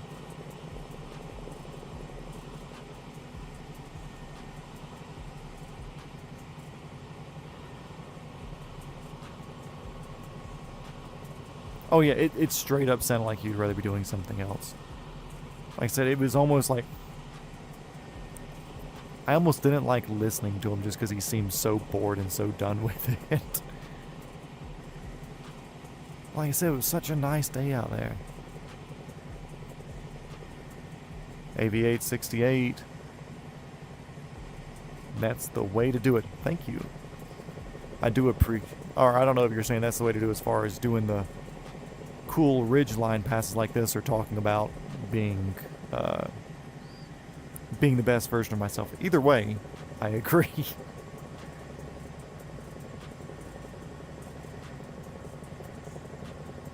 But yeah, like, that's what I've heard. Like, I listen to the helicopter podcast pretty regularly. Just because, again, it's stories from people who are in all different aspects of the career path that I'm pursuing. And a lot of them are saying, like, sure, if you can't get to a bigger Part 141 school, that's fine. Not everybody can get out to Hillsborough or Embry-Riddle or whatever. Because, like me, like, it would have been cool to go to Hillsborough or Embry-Riddle, but I'm also 34 years old. I have a career. I can't just pick up and go to Oregon and spend months there. Or to Florida would have been more doable. But also, it's like, I just can't quit my job. I need the income. I have bills that have to be paid, obviously.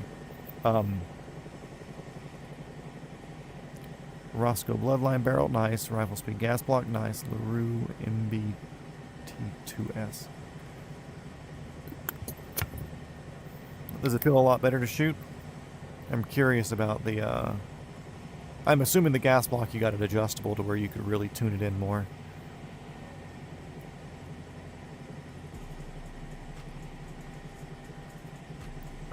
Yeah, he seemed bored. It was unreal. But yeah, like, it's... Sure, I could have... I obviously also don't have $100,000 to pay for the 150 hours of schooling and everything necessary to get to my instrument. Sure, I could go get a student loan. I'd rather not, but I could. Credits there, jobs there, although I'd have to quit my job, so that's suboptimal. They're saying, like, the 141 schools are nice because you're there with a whole bunch of other people who will be going through their piloting journey at the same time you are. So everybody that's part of your class will be getting their commercial just about the same time you're getting your commercial. And if everybody's working about the same pace, everybody's getting hired at different jobs at about the same time. Like, you get your first instructing job or whatever out of school, which is typically the way people go. And then when you hit your 1,000-hour mark, people will typically go to do a tour job somewhere. Some people do ag. Subbed, thank you, dude. Much appreciated. Good luck, also appreciated on that. Yeah, so people will be getting their first tour jobs, or their first ag jobs, or their first teaching jobs, all at about the same time. So if you're friends with a whole bunch of people that you went to school with, and they know that you're in the same place, time, and experience-wise as they are, if their place is looking, or you're looking around and you can call and text your friend, like, yeah, dude, I'm looking at moving on from this place, I'm trying to get down to Texas, and they're like, dude, I actually just moved to Texas, let me ask my people. So it's good to have those contacts. But, being like I am here, there's like 2 or 3 other people that are at the same point I am, and I don't really get to see them often because we're not doing classroom sessions. You know, it's like I may see them leaving as I'm busy getting there and getting my pre-flight started, or I'm finishing up and I'm seeing them waiting on it afterwards. You know, I don't get that community built like I would in a 141, being in a Part 61. Cheers, Northland. What's going on, dude? Good to see you. Oh yeah, dude, I bet the AGB is really, really good. I've yet to do one, but I do really, really want to build a 300 blackout gas gun. For no reason. I don't need it. But I'd like to do an adjustable gas block for that. I've been kind of debating it on my 14.5 or my 12.5. I can't find it necessary to do it yet. But yeah, so I'm missing out on having the other people in the same boat as me as going like to a 141 school as I am in the Part 61 school. So that sucks. So the people that I am exposed to are my instructors and the owners. And the DPEs and whoever else that I'm talking to as I'm going through this process. So I'm always wanting to be inquisitive, which the guy who gave me my first discovery flight, he was also one of the chief instructors. So he gave me my pre-solo stage check. And one thing he said, which I think he said on day one too, he's like, I think your brain just moves really, really fast. He's like, I don't think you're overthinking stuff. I think you're thinking about stuff way more than what you need to. And I was like, yeah, I can completely see that and agree. I don't know if I'm ever going to change, but I can at least learn how to harness that in a better way. But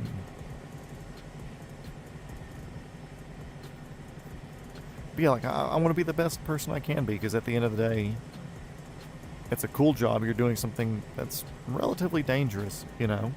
And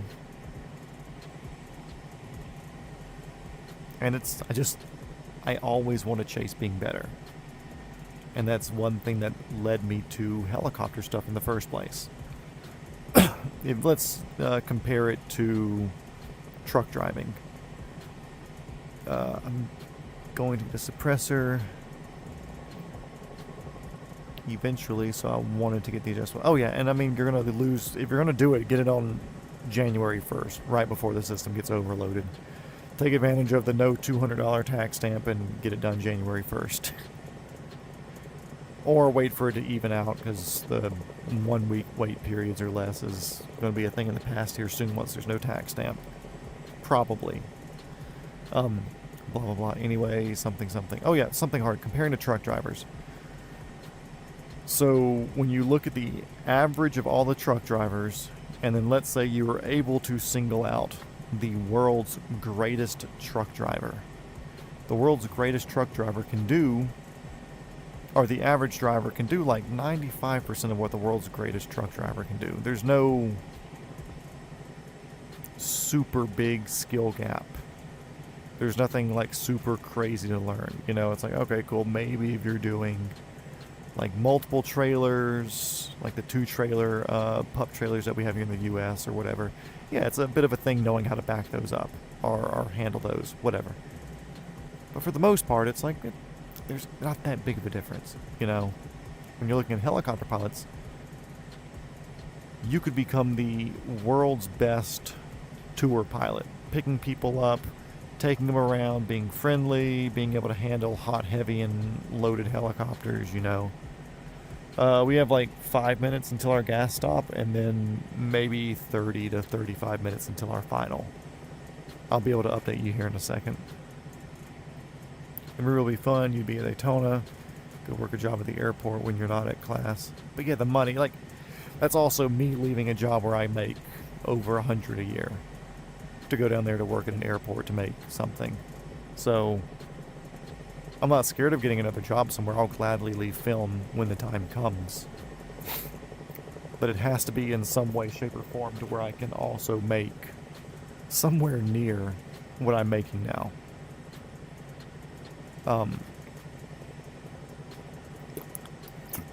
Which sounds kind of stingy, but, you know, I've worked 15 years to get to a point where I'm making over 100. And I'd like to keep it that way. I don't mind taking a little hit, but I'm not going to take a work in an airport hit. But yeah, looking at helicopter pilots, so you're the world's best tour pilot, you know. You decide, okay, cool, I want to do something different. I want to go do utility piloting. Specifically, being the guy that hovers next to power lines, that way people can like work on your skid or the shelf attachment on the side. Completely different skill set. You have to learn a whole bunch of new stuff, and then you're no longer the world's best helicopter pilot when it comes to that division, you know. And then you say, okay, cool, it's time to do something else. I've done this for a while, and I'm now the world's best hover next to a power line pilot. Let's go do utility work. Or like long line, external load utility work. Sorry, SOL, you're at the bottom of the fucking barrel again. Flying utility is completely different than flying other stuff. So there's so many different aspects, there's so many different levels of flying that it's an always growing, always changing, always developing aspect of flight, which is why I'm attracted to it.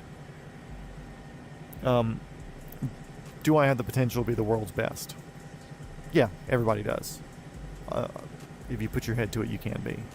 I'd like to think I'm mechanically gifted and can understand how different things work. Pretty good at driving cars, motorcycles, all that stuff. I'd like to think I'm good at flying helicopters, but I know I'm also riding pretty heavily in the Dunning-Kruger effect. But either way, I'd like to think I could become pretty damn good. But I don't want that. I want to always be chasing being better. I don't want to ever get to a place to where I'm completely overly comfortable and overly competent in my abilities. I always want to be humbled by how challenging something can be and how much there is to learn in all the different situations. So, yeah. I want something challenging. That's a long way of saying I want something challenging to do. And that's why I'm doing helicopters and not airplanes, you know. I already kind of get bored of doing our cross countries. It's just nice being able to look around. I'm never going to get bored of being able to do this and look out the window. But kind of boring sometimes. So this is our airport right here in front of us. I don't know what it's called. We're just here to steal gas. Sultan Azan Shah Airport, helicopter 420 Foxtrot Whiskey, 1 mile to your southeast. Inbound direct to the ramp. We're going to steal some fuel and run away. Sultan whatever airport. So let's go and start really bleeding off some speed here. We're still at 110 knots.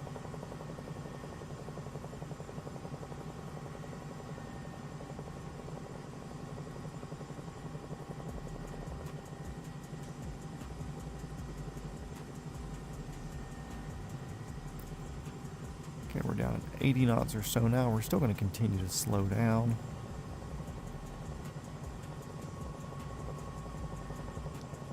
Gears going down.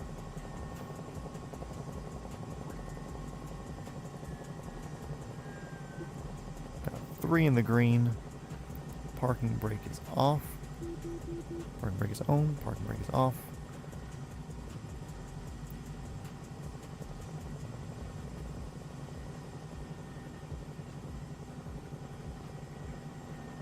Oh yeah, and everybody has their own things, you know? If everybody was fucking flying planes, we'd have no helicopter pilots, or vice versa. I believe fuel's gonna be down here. That would make the most sense. There's a fuel truck. We'll stop at the fuel truck.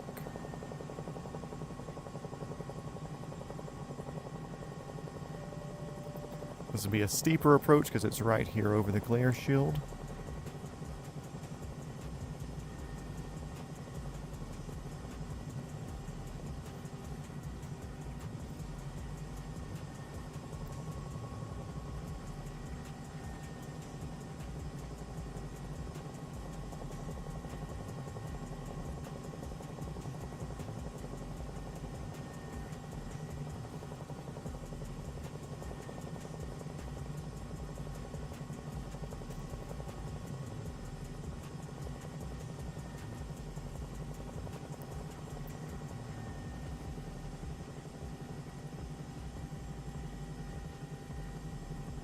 Two feet. Left main. Boop, boop, boop.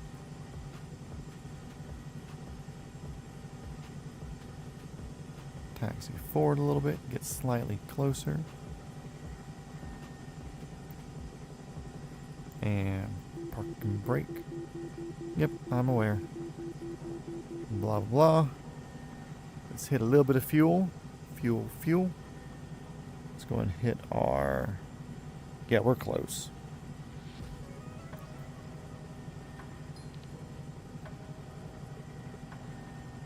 Direct to 60 miles. So not too bad. 30 minutes. Give that. parking brake is off. We're going to pick up. Sultan Airport, thank you for your hospitality. I left $1 under the floor mat. A little bit of left pedal as we're picking up and hovering. Do a pedal turn to the left. We're going to get lined up with the direction we're going. Clear right, clear left, off we go.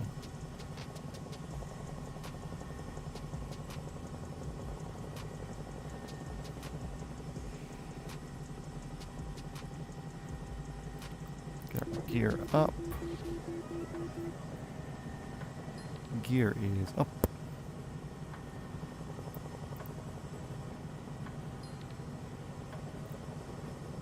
And let's get up to speed so we can get there in less than 30 minutes. That's le goal.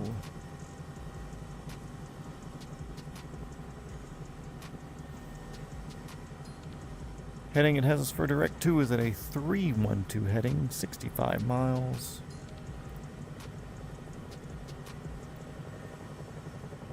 Got some mountains to go over. No big deal.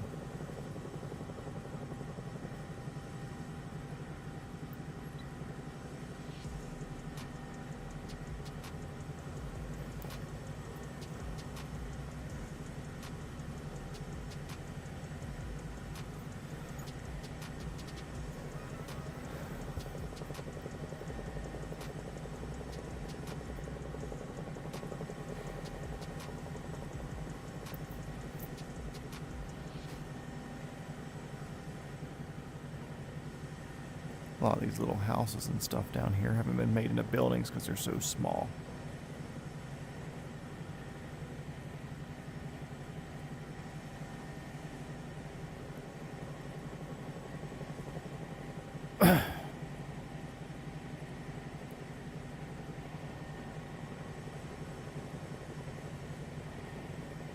Let's see, doing 140 knots.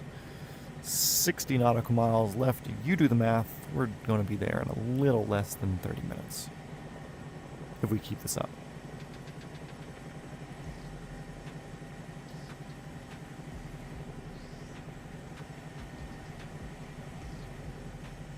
And if we don't hit the mountain, I think we'll be fine.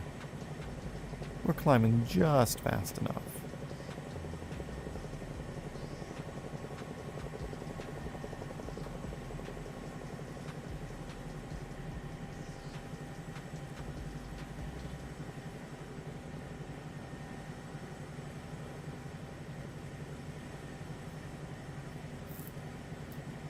I don't mind cutting the mountains here because we just landed for fuel, so if I happen to catch an invisibly tall tree, where it's my fault because I was flying too low, then we could reset.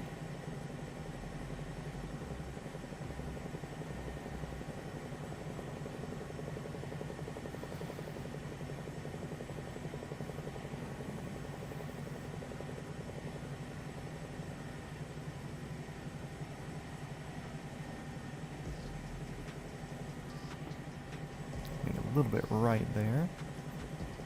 Got some wind coming over that hill. I could feel it along with me readjusting my seat. No big deal. We're going to lean into it. Let's get her up to V&E. Getting near the coast. Going to be picking up some fog, it looks like. 150 knots, 55, 58 nautical miles left.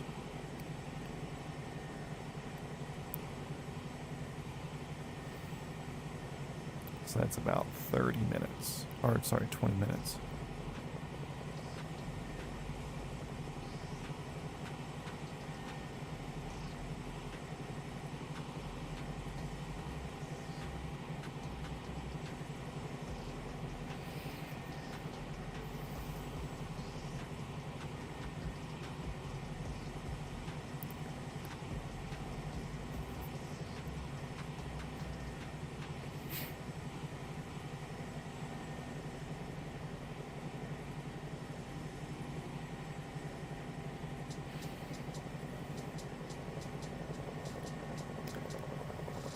A lot of different fixes around this area.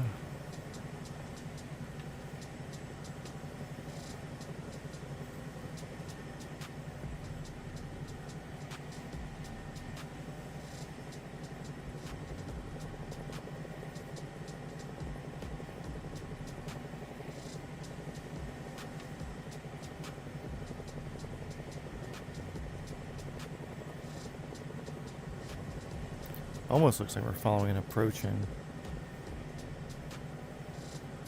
310L, 310N, 310T, Minup, Cabot.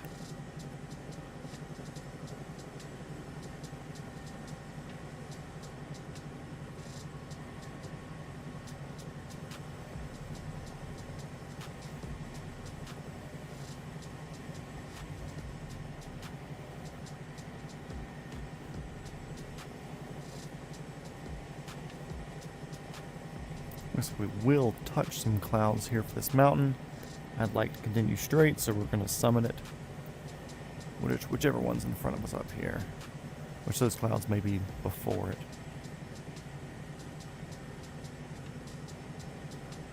Anyway, we'll set a little climb here, like a 500 foot per minute climb. Even add some more power in as well. There we go. Don't want to lose too much airspeed. Yeah, the music is a newer edition. I was paying for the Epidemic Sound service anyway, so I could put music on YouTube videos without having to worry about copyright shit. And I was like, wait a second, I have the rights to all this music. So paying $100 a year for it, might as well take advantage of it. And that can help kill the downtime, a little bit of tone or whatever back there.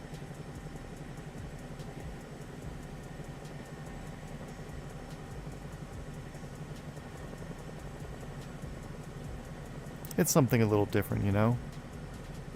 Also, I'm not sure how the volume is. We had the volume slightly different the other day, but I think it was only adjusting other sounds down. I think my mic volume is still maxed. It's just we have to turn down game volume. So I think volume-wise we're still good. I should have asked near the beginning of the stream. But I think we're good. There's some like weird little mount, like this one that's in front of us here where it's like a pretty steep cliff. That's weird. It's even visible on the map.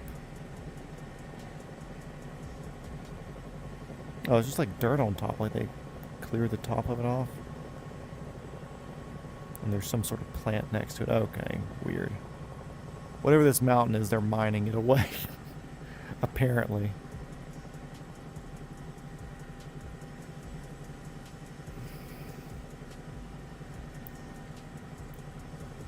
But, yeah, I also got rid of the stabilizer thing, which the view's still kind of jiggly sometimes when I'm talking or I move my head a bit. But the stabilizer thing was doing too much of like, when I look from here to here, instead of it smoothly looking, it would like here, then pop to the next one, then pop to the next one. So I spent all that time trying to figure out the live vision kit stabilization crap, but now we just don't use it. But whatever. We learn and we grow. So I'm debating on doing a shenanigans session after this. I may or may not have purchased the Black Hawk, so I'd like to actually try a cold start.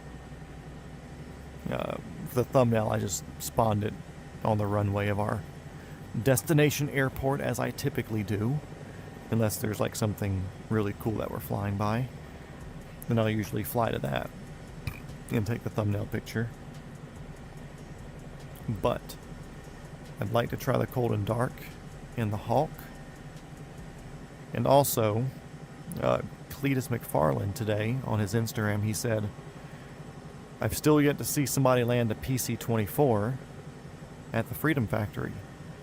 So I kind of want to attempt landing the Pilatus PC-24 at the Freedom Factory.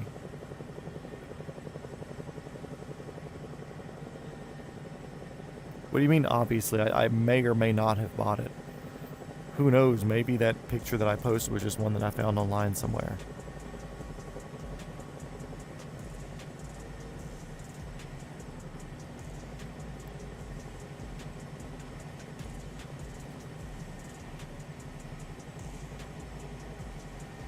I now just realize I've spent more money on additional helicopters than I did on the sim.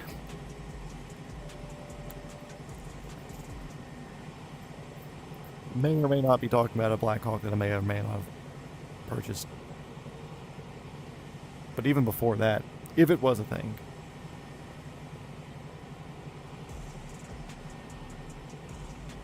"42 nautical miles, 150 knots.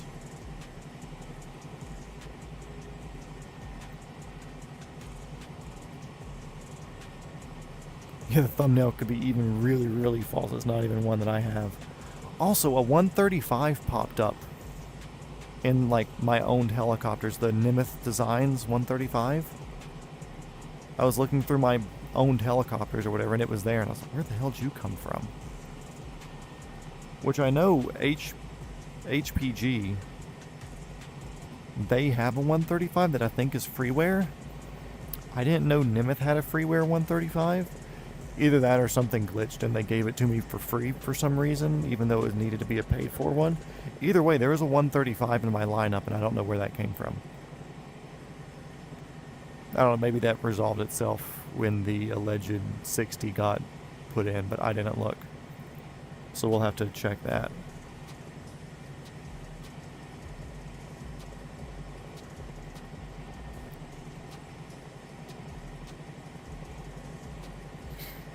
But rumor has it that the MH60 is really, really stable and it's super easy to fly, which may or may not be true, allegedly. Okay, but I can see water up here, that's for sure. We're going to the island on the other side of this little bit. We're going to get to the city up here. We're going to have a little short 7-mile water crossing or so. We're going to be at St. George.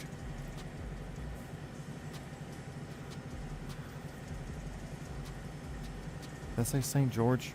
It's not St. George, is it? Georgetown.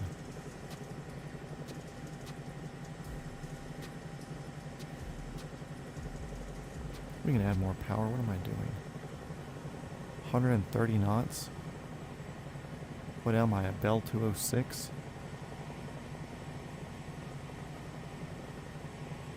Yeah, also, I don't know why I have such a crush on 407s recently. Oh yeah, back to the least favorite helicopter. So the 120, it's cool, but relatively underpowered, so that kind of gets an L from me. I like the 206 Jet Rangers, but also they're kind of dinky.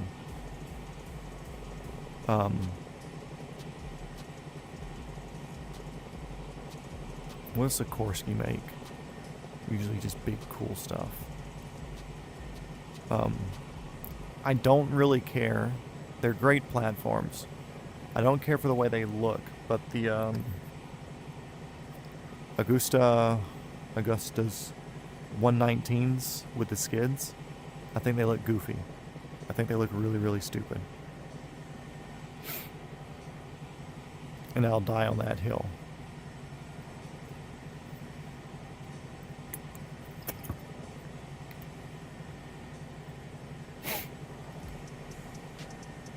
Let's see.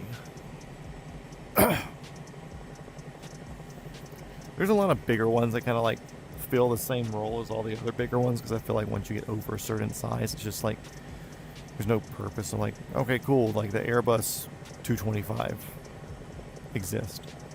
Why is the 215 a thing? You know?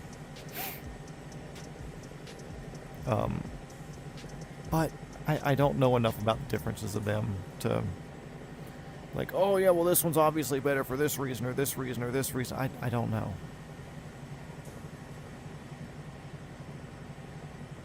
Yeah, probably the 119 if I'm thinking like modern modern helicopters that are just eh. I'm still iffy on the Robinson R88. It's not real yet though, so I can't make any judgments. Don't know how good or not good it is.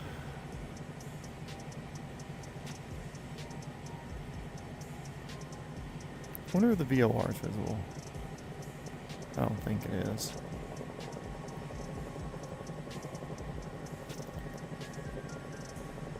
Scratch my eye. Sorry for the wiggles, guys.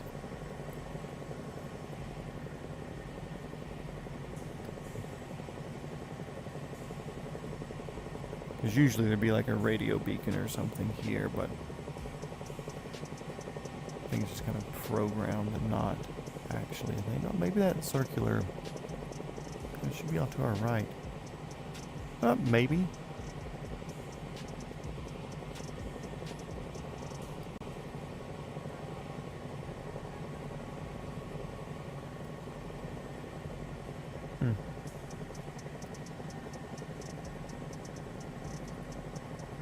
Maybe that. That's probably this right there. That's probably what it was.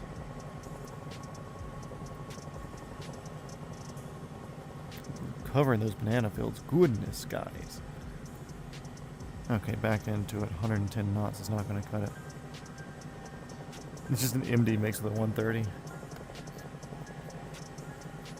It's like I get the purpose of it, you know, I get what they're going for, but I think they went the wrong way about it. And it's also like, like I was talking with other people about it. It was, yeah, Robinson's always been the budget, entry-level, super basic, nothing too crazy. You know, like 22 entry. Everybody starts with the 22. It all starts in 22 for the most part. 44 is just the 4-seat version of that, 2 more cylinders, 66 turbine. Like, you've got all the things there. You seat 4 people. That's it. That's what you get. You do not get more. That is just the Robinson platform. The 88 jumps them into a completely different category that they have never punched in before. Which is why it's like, I don't know. And also, not a lot of people do the wide helicopter thing. Like the 130 is kind of wide, but it's not. It's longer too. Or it looks longer.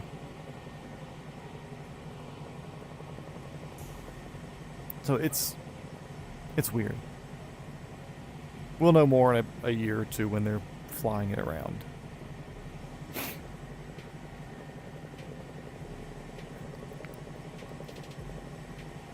I think Augusta or Leonardo came out with a new one, but I like the way it looks. I forget its number though.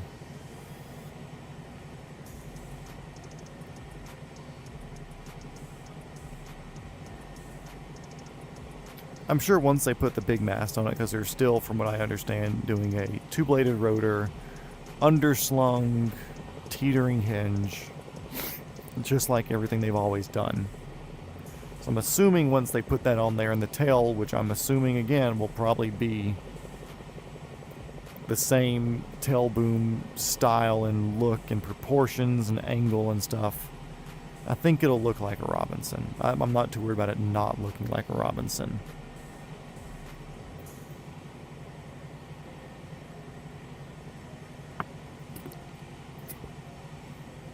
Well, they could have gone longer, but I don't think their design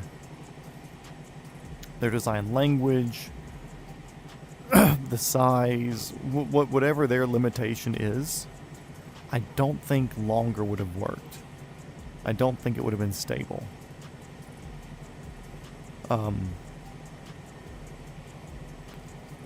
Or the proportions would have been off to a point where it looked too silly. I think they had to go wider, unless they were building something that was completely not Robinson DNA. I think if they were leaving their DNA completely, they could have gone longer. But I think since they were keeping whatever little bit of Robinson DNA still exists, I think that it made it necessary for them to have to go to a wide design. Okay, I cannot see the other islands, so that's fun. I love this. Heading 313, we'll stick it at like 315 because that's easily readable here.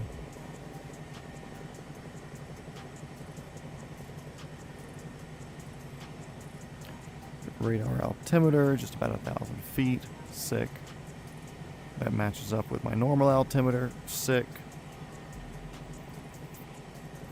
Well, they skipped 33 and 55 too. So...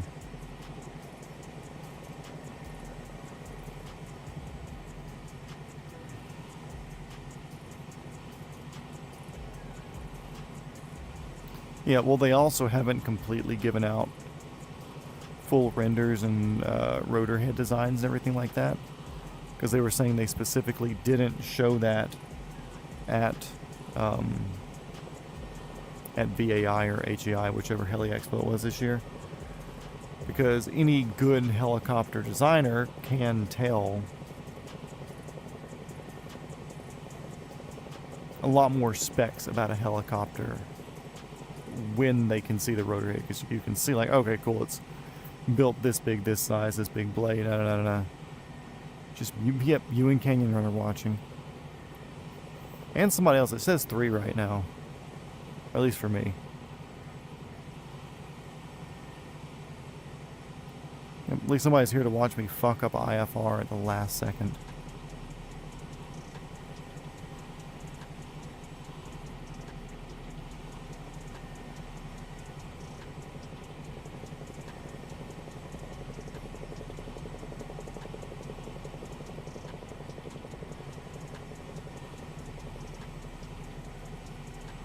The water is the same color as the mist, which is the same color as the clouds. As long as I can keep the blue above me visible, I'm going to be happy. Yeah, would they go R110 or would they go 111?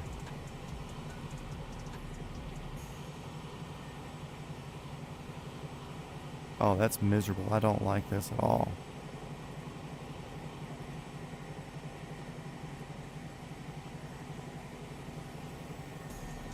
This is like the most, I'd rather almost be full IFR.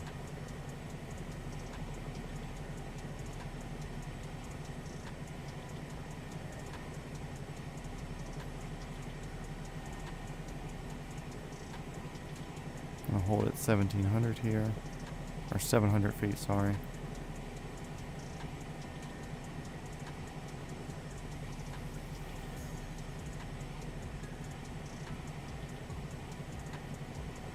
Heading slightly more north than what I want to. I'm going to turn a little bit left. Get it back over to 310 heading.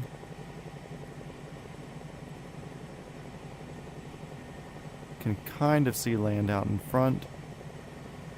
There's the heading I want. VSI is staying more or less stable. I'm okay gaining some altitude. Don't want to lose any because it just looks like fucking nothing beneath of us. See, losing right there. Don't like that.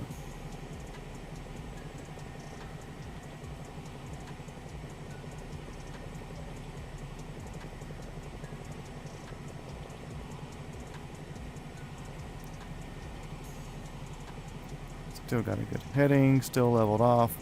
Still at 800-ish feet. Still got good speed. If anybody was watching this afterwards, I am hand flying.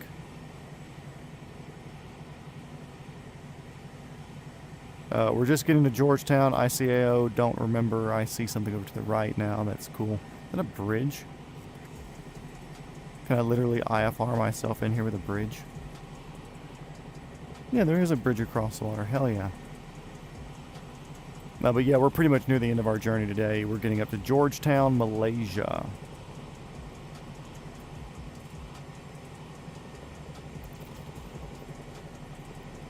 Kind of the middle-ish of the country, west coast.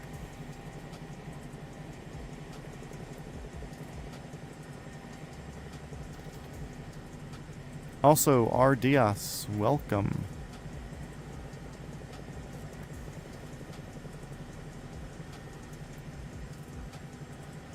Yeah, that's just miserable to fly through. Holy crap. Let's see, what's the name of this? Just Georgetown? No, Penang International. I like that.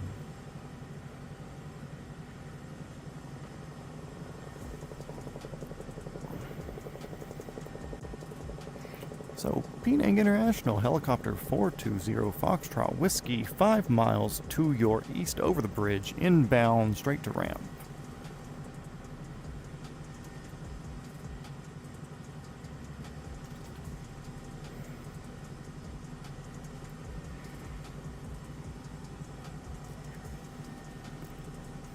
But you're getting here near the end. It's basically midnight for me, so I don't know if I want to do the full... I may or may not have purchased the Black Hawk from Miltech Simulations and Blackbird. I'd like to do a full cold start on that if I owned it. But I kind of just want to do the PC-24 into Bald Eagle Airport or Mackay ahead. Just because. But I'm not going to do too many shenanigans tonight because I do have to work tomorrow and I do need to get to bed at some normal point in time.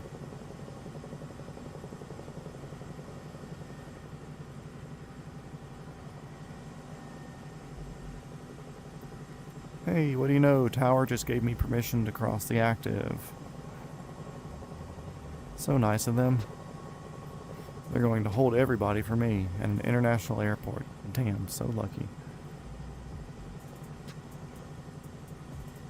Yeah, we'll be able to at least point out the R88 versus everything else pretty easily, I think.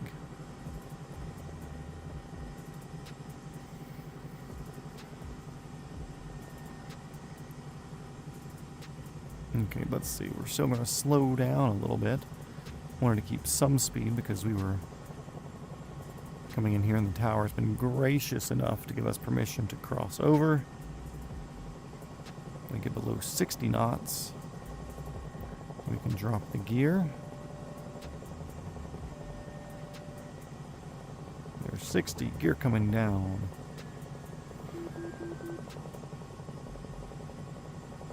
Three in the green, good to go. Parking brake is off, confirmed. Helipad's right over here. I don't see a windsock, nor do I care. Oh, kind of from the left over there. Cool.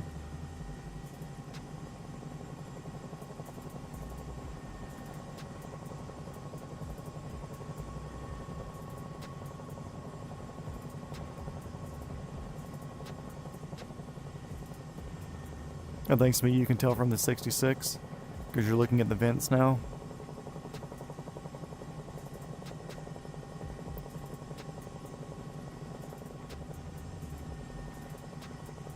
We're going to land perpendicular here, just because the wind's coming from that direction. I know I have wheels, but I don't care.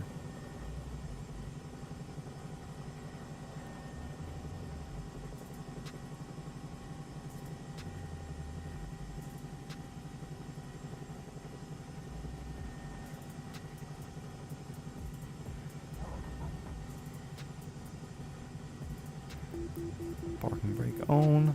I'm cool. You can be quiet. Let's roll the throttles down to idle.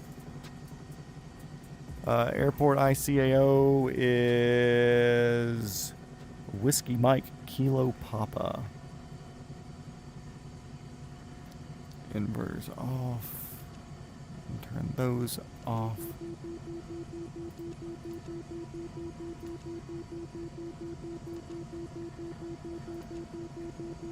What are you beeping at? Yeah, I know the rotor RPM's low. Literally, I turned it to idle.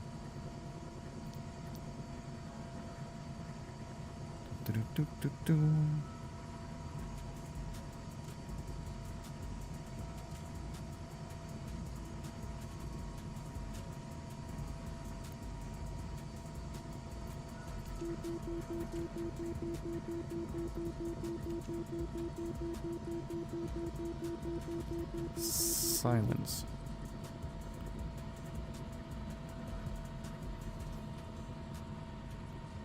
RPM's going down.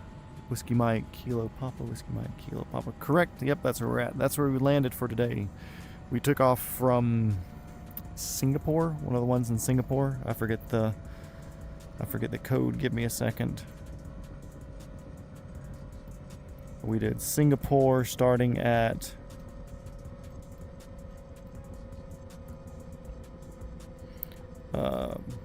Weasel, Whiskey, Sierra, Sierra, Lima. We did a quick fuel stop at Whiskey, Mike, Kilo, India. And then we ended up here at, what did I say, Kilo Papa? Yep. Okay, cool. So let's see, that can go off, that can go off. Anti-collision light, cool. I don't care. Somebody walk into my shit. Ain't my problem. Blah, blah, blah, blah, blah. That's good.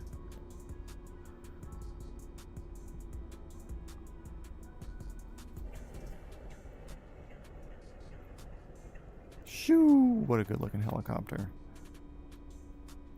Blah, blah, blah, blah. All that's off. Blah, blah, blah, blah. I'm turning the battery off. Let's get out of here.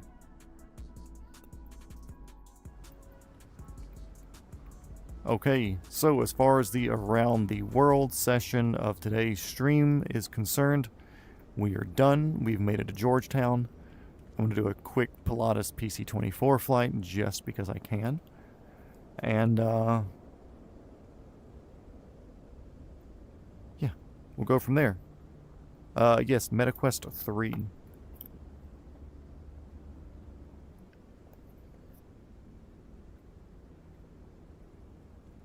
Let's see, so we're going to hop out of here. Let's get that back straight. End flight. We're going to now shuffle all the way over to Florida.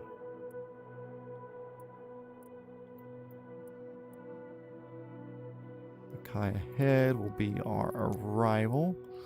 We're going to take off.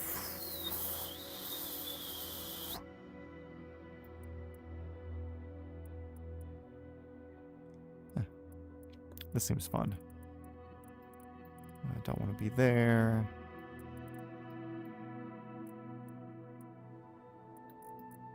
They're back to daytime.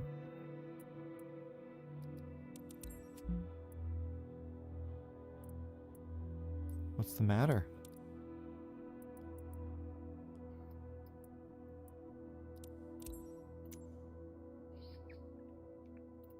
Why can't I start?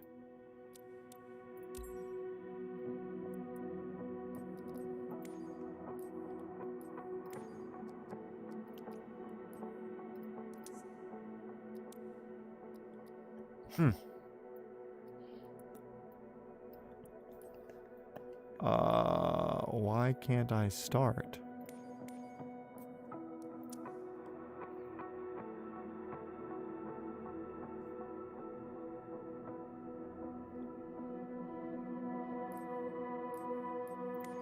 VIP. No, cargo empty.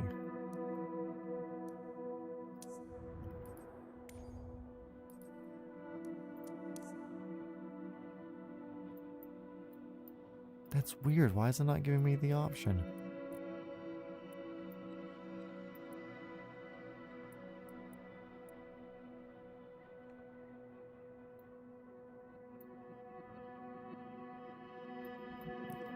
Oh, 67 FL.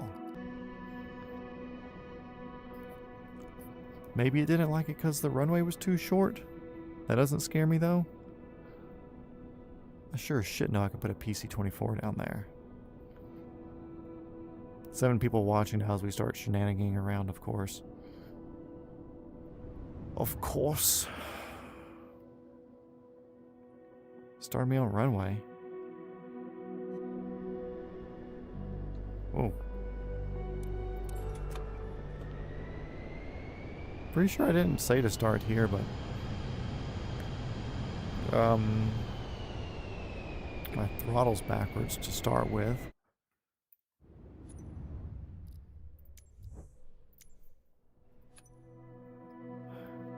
I said start here. Time. Day.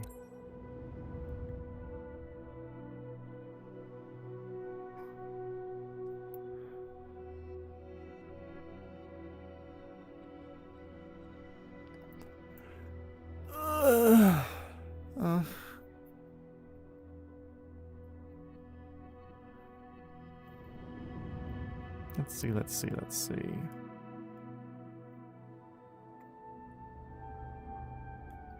This is better.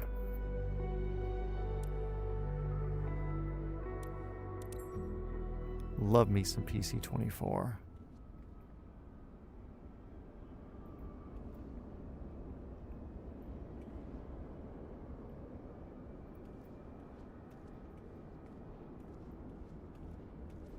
Get rid of that. Blech. Don't need to inspect anything. My planes are always good to go. That's toxic pilot behavior, in case you're wondering. It's got my helicopter's number on it.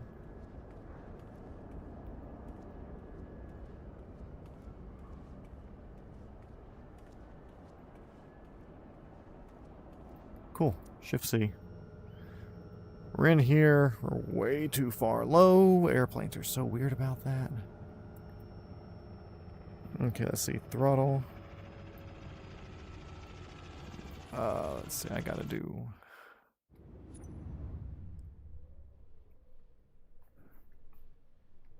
CMDT Ronald, what's up?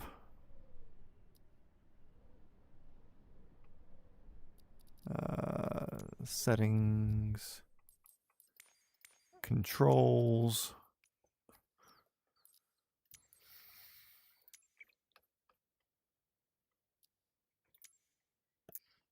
Airplane. Invert.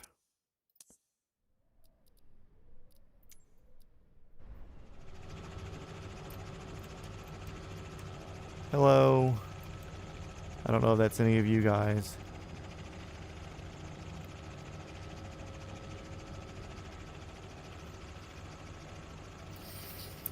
What the fuck am I doing here? Let's see. We need battery. Ronald. Ronald, I see you. I swear. Okay, let's see. What's this?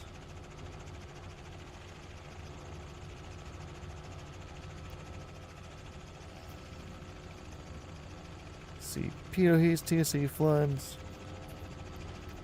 See, mic.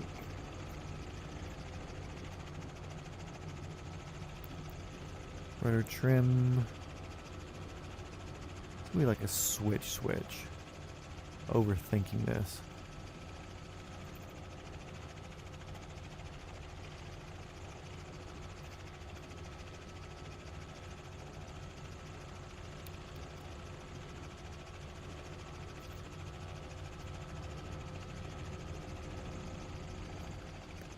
Ah.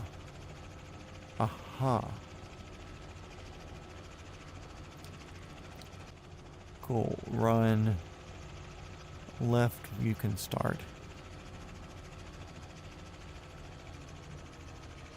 I assume the fuel's already running. There's no reason why the fuel wouldn't be running, right?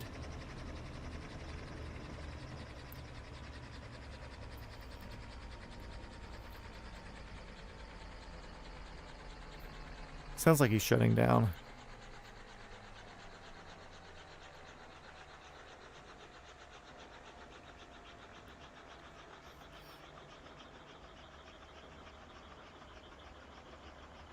Oh, that's you in the R66. Okay, cool.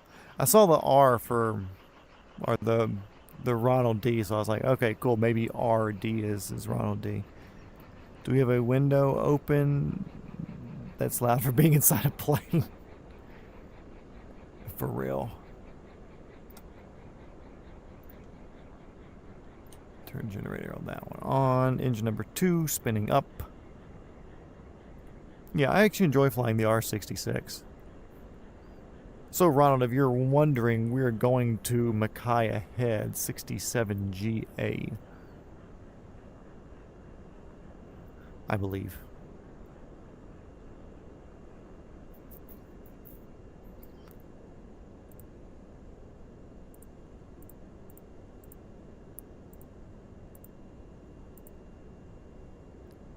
Not gonna give me that option there? Engine number 2's doing its thing.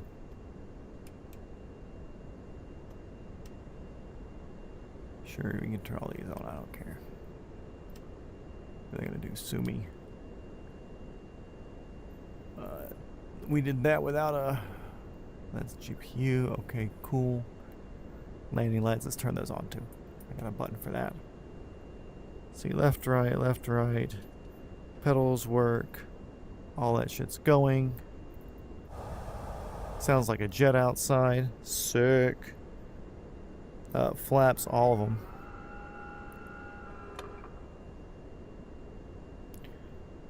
Okay with that. Da-da-da-da.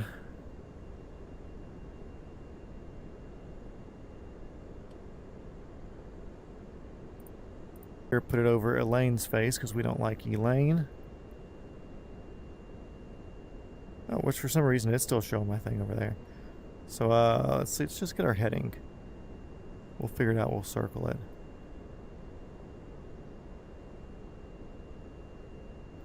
Direct 2 at an 080 heading. Let's see. Parking brake off. I have no idea what anything that we're doing here.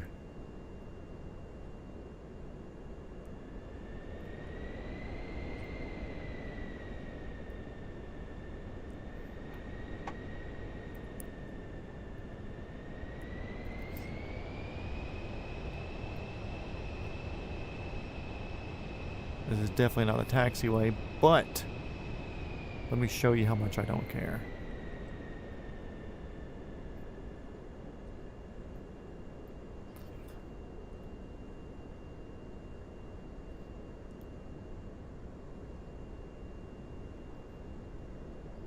Yeah, I'm aware of the flap thing. It's just I don't want to forget about it later. That's my thing.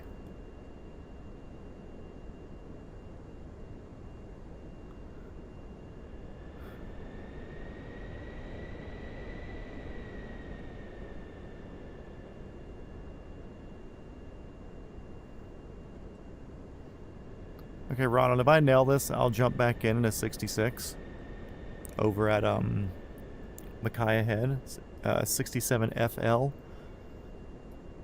67 Foxtrot Lima. I'll jump back in over there and I'll do a couple of auto rotations and stuff with you.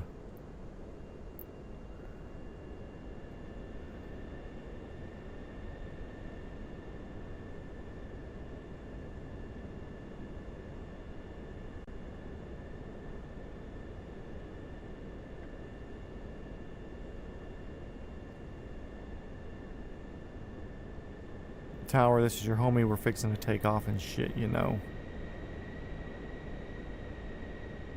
We don't need the whole runway. It's excessive. Clear for takeoff, thank you. Yeah, appreciate it.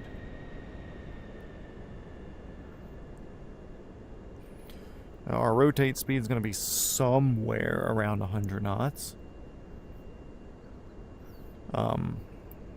We'll figure it out. We'll feel it out. When she wants to float, she'll float, you know? And give her the fucking beans.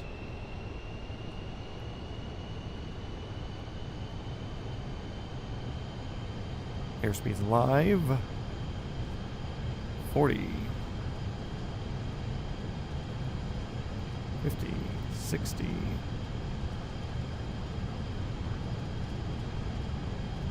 Oh, she's wanting to float.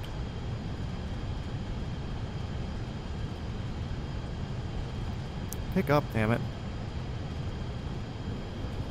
There you go. No. Cyclics aren't the best for this.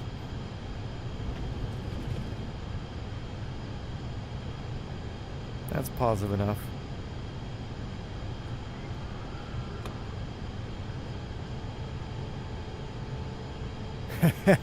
Boys, we are in the air. Professional is right.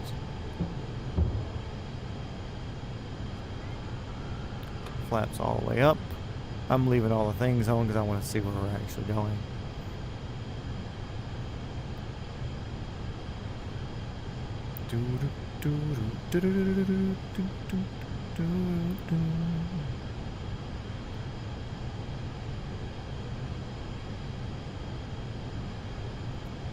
Flaps are all the way up, speed brakes are up, throttles are ripping, if you know what I mean.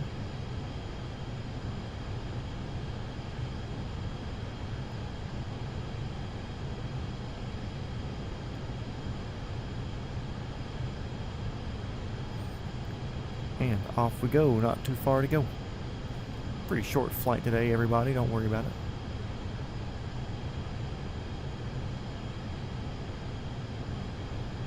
I see you still down there, Mr. RDS.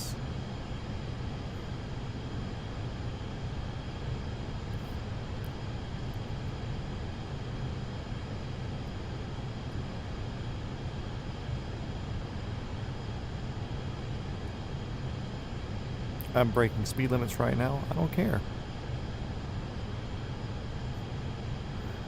We are in my favorite plane and nothing can change that. Beautiful.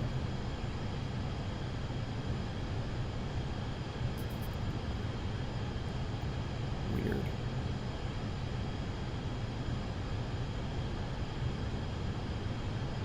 Actually, that makes sense. Okay. Yeah, the flaps are up.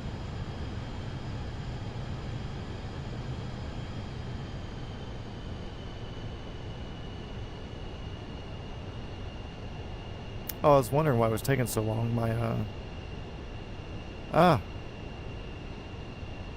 Don't shake on me. Don't shake on me. It's only linked to one throttle. Hold up a second. So we did that takeoff on one throttle. Throttle controls. R44.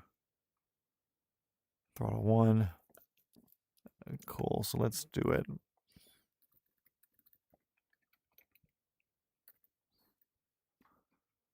Let's just do it as throttle axis. So we can delete that. And I think we need to set that as inverted.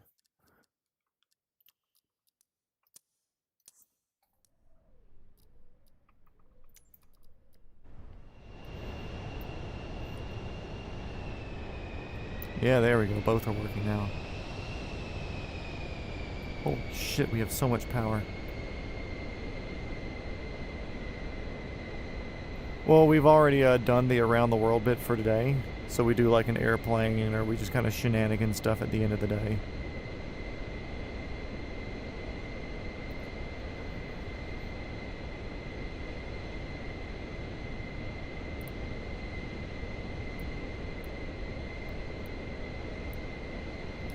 We done been around the world.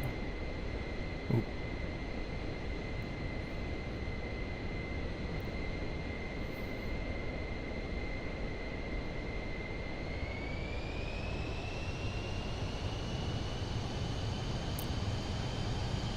Damn, all that power. Let's go. So Lake Manatee is over here on the left.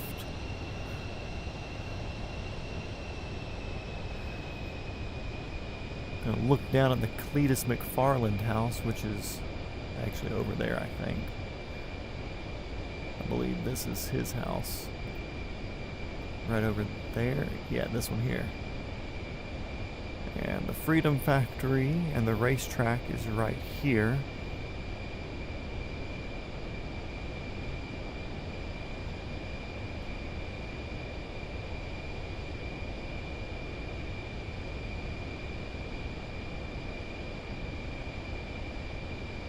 Yeah, I'm so ready to get into the stands.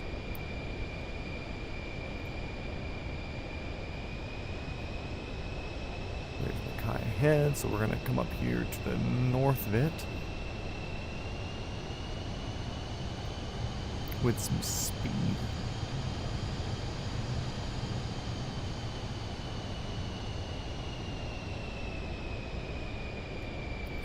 I can slow down, you know, that's no big deal. That's what brakes are for, right?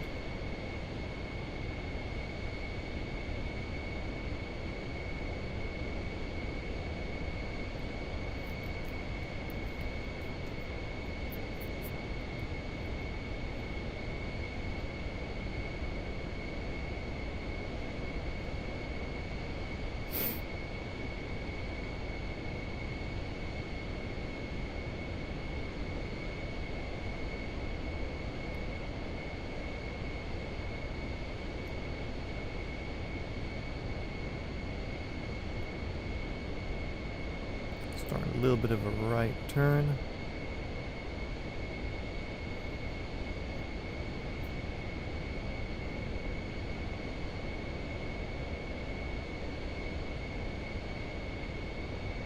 Start dropping some of that power off.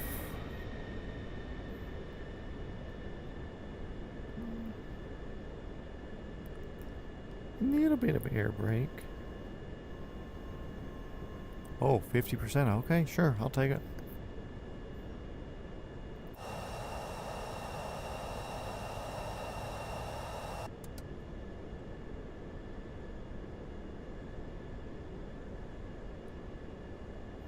Well, he's in an R66, so it's not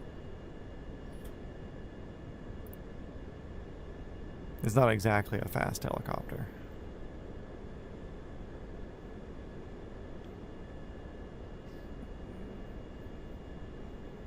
Okay, first flap's coming down.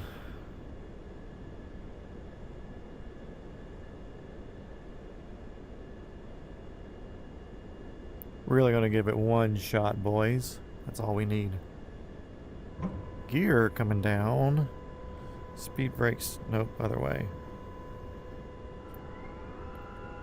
100% flaps, we're fucking ringing it now.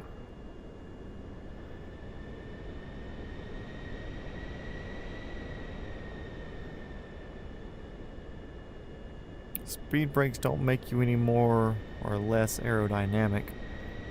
They just slow you down. I'm already slowed down. 6-7 Foxtrot Lima. Thank you, GPS.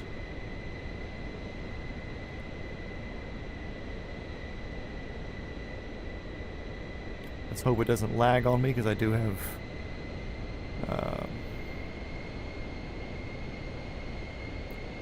add-ons and stuff here.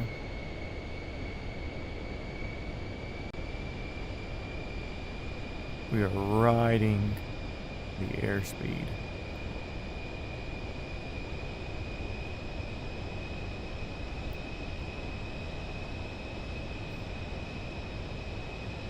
It looks like Mr. RD has just spawned in.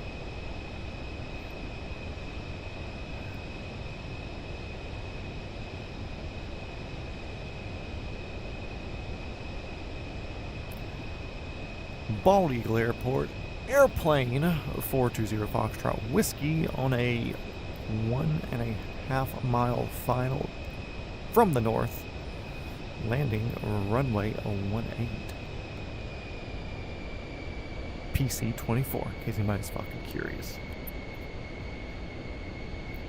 Gear is down, flaps are full. We are going to land a PC-24 at Bald Eagle. 500, thank you. No, we're good. That's exactly what I want. Exactly what I want. Set them off. Bad approach, but I think we saved. I think we saved.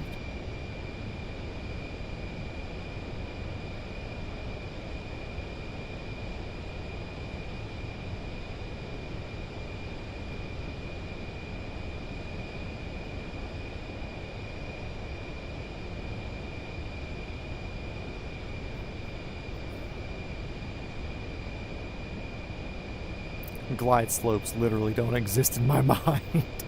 I just realized that. The short ass runway don't matter.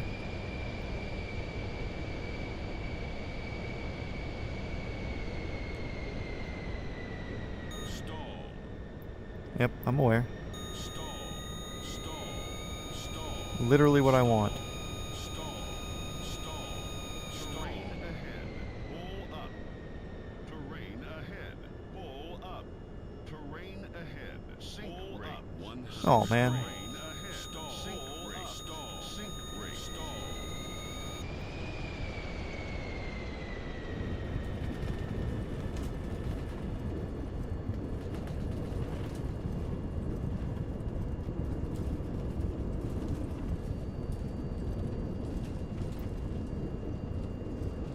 I don't know how reverse thrusters work on this one, so Suck on these nuts, guys. Suck on these fucking nuts. Let's go.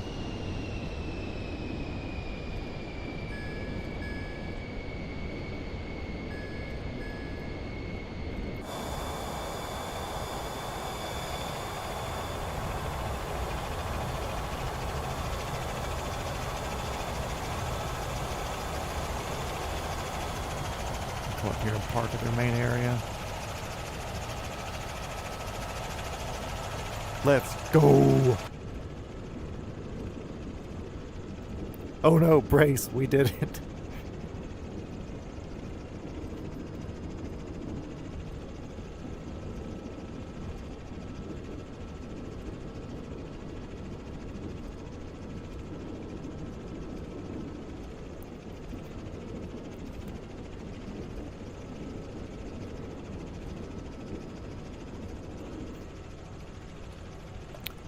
Elaine, wrap that up for me. Thank you.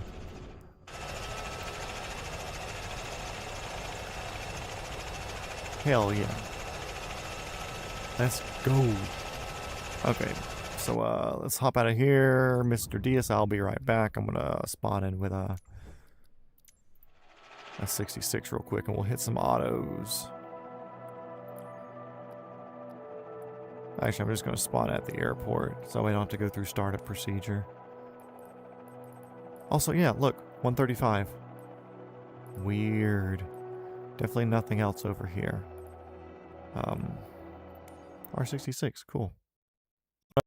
Shit. I think I just crashed, guys. If I crashed, yes, we'll do it again. Yep.